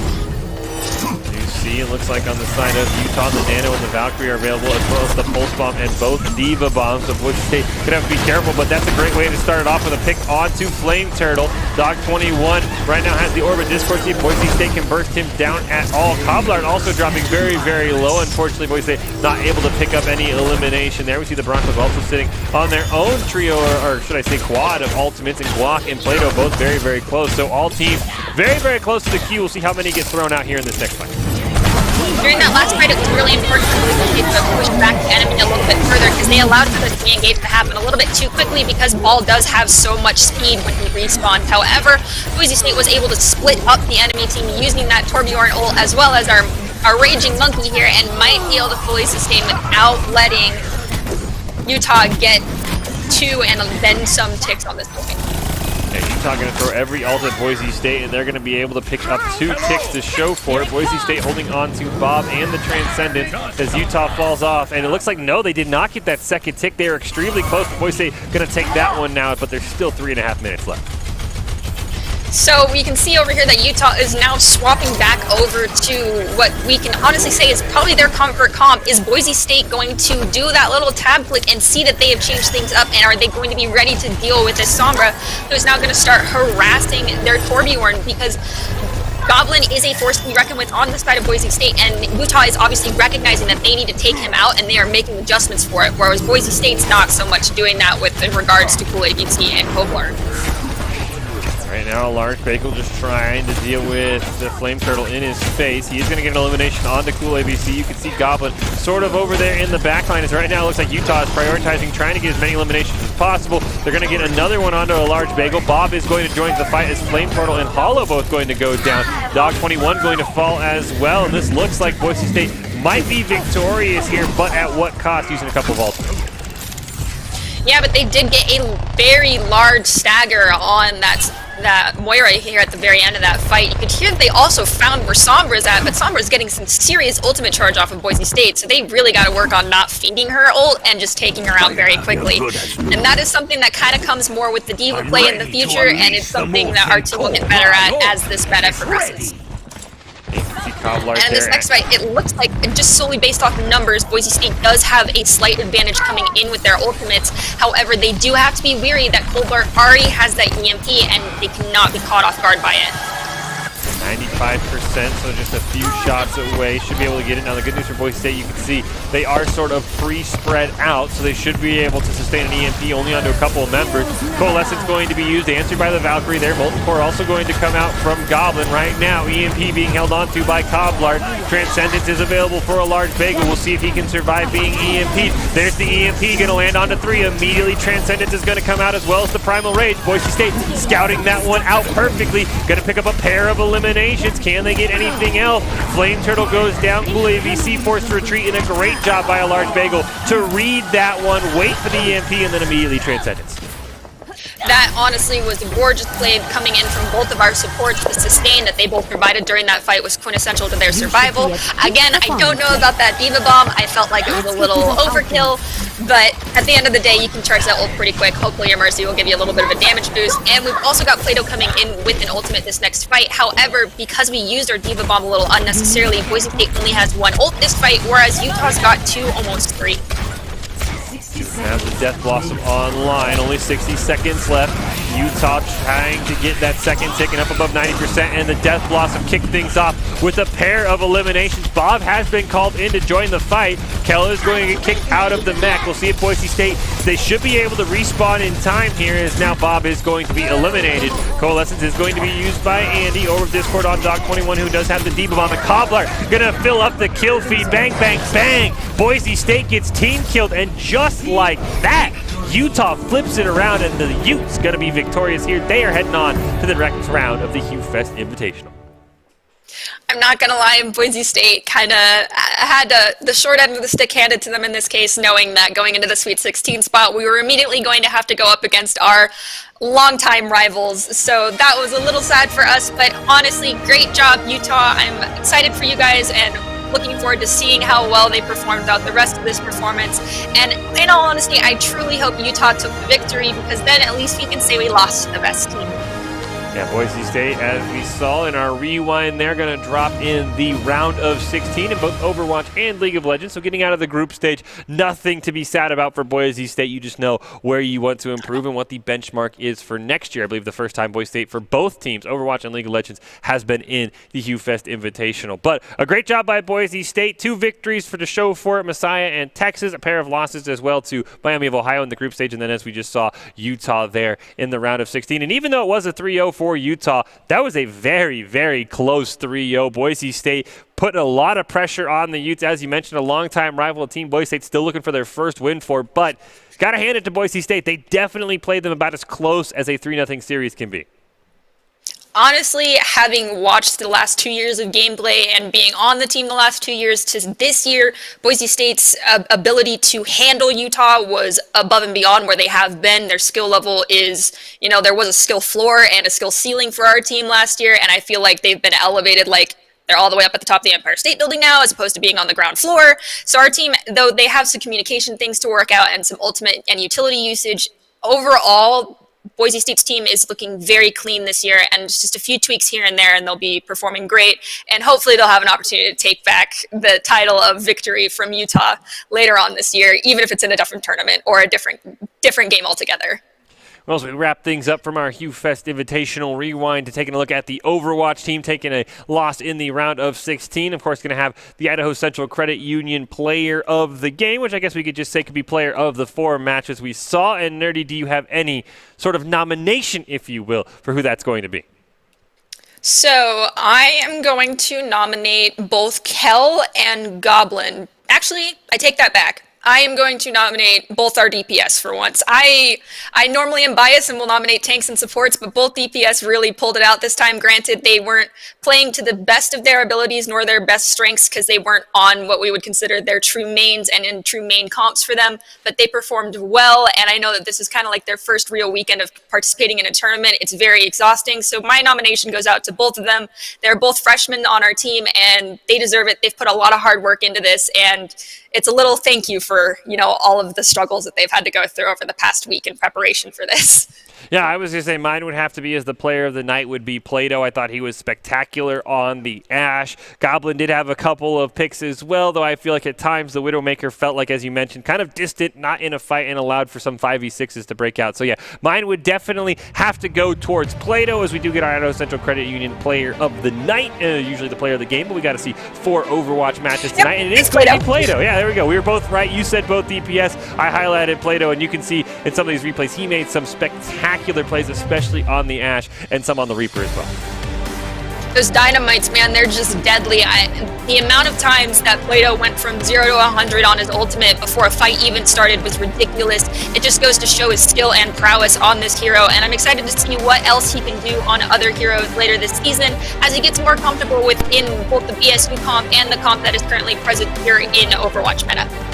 But yeah, I mean, as you mentioned, I think Goblin made some great plays, and then, of course, you can't forget Asu, Kell, Guak, and the last member of Boise State, a large big. We can't forget any of them. They made a ton of great plays as well. But got to have one player of the night, and as you said, it was the DPS players that at times kind of carried Boise State through some victories. So it is going to be Plato, your Idaho Central Credit Union player of the night. Big shout out to him, Idaho Central Credit Union, who believes a great player makes a team more successful, just like they're helping their members achieve financial success. So a big shout out to Plato, as you mentioned, as a freshman, might be his first Idaho Central Credit Union player of the game. So it's always nice to get one of those under your belt, and I'm sure the way he played tonight, many more of those to come. Oh, for sure. This whole team, they're all all-stars, and I'm excited to see what they're going to do with the remainder of the season and how much time we're going to be able to give them to really focus on their skills and get better as not just the team, but as individuals and students. Yeah, as we see a ton of great plays there. Plato with a huge death loss. The map against Texas was just really back and forth. Miami of Ohio as well, and then Utah. Unfortunately, both those last two were Bronco losses, but you have to love how Boise State performed. A loss in the round of 16, surviving group stage, going 2-1 in that, and then a very, very hard-fought battle against Utah. You have to be, I don't want to say looking forward to next year's HUE Fest, but you have to love how Boise State performed here tonight. Yeah, and after all, it's only going to get better from here for all the teams across the board. So whether or not you were here to root on Boise State or cheer on a different school that we were playing against this evening, all of these schools, we've only had a limited amount of time to practice together and to scrim other schools. So just know everybody's going to be improving, and this is kind of the benchmark we can set across the board for the skill level that we're going to see this season, and it's already insanely high. So it's only going to get better from here. Well, if you're interested in more Overwatch, make sure you come back on Friday. Next time when Boise State's going to have a stream, we'll have some more Overwatch action. And then on Saturday, I know an event you were hyped for, Nerdy Bird, going to be the Spokane Hoop Fest NBA 2K event coming up. Chizu going to be on that call. So if you got a lot to look forward, we got Overwatch, we got NBA 2K, and then, of course, as we get into the season, Rocket League. We saw some Valorant earlier this week. I'm sure that'll be back. Overwatch and, of course, League of Legends, always going to be on the stream. Just drop a follow. You'll know when everything's coming up. So, Nerdy, thank you for coming on. Your first appearance. I'm sure it won't be the last time we see of you. And we've got a special treat tonight. Usually we end with the top 5 plays, which we'll still have those, but then we'll have a post-game press conference with the NACE Director of the Year, Dr. Chris Haskell, letting us know his thoughts on how the HUE Fest Invitational went for Overwatch. So, top 5 plays, but don't go anywhere. We've got a post-game presser with Doc Haskell coming up after the top 5.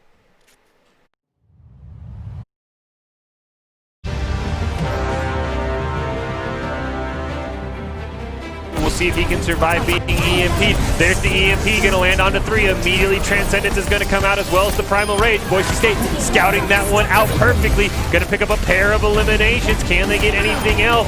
Flame Turtle goes down. Cool AVC forced to retreat, and a great job by a Large Bagel to read that one, wait for the EMP, and then immediately Transcendence.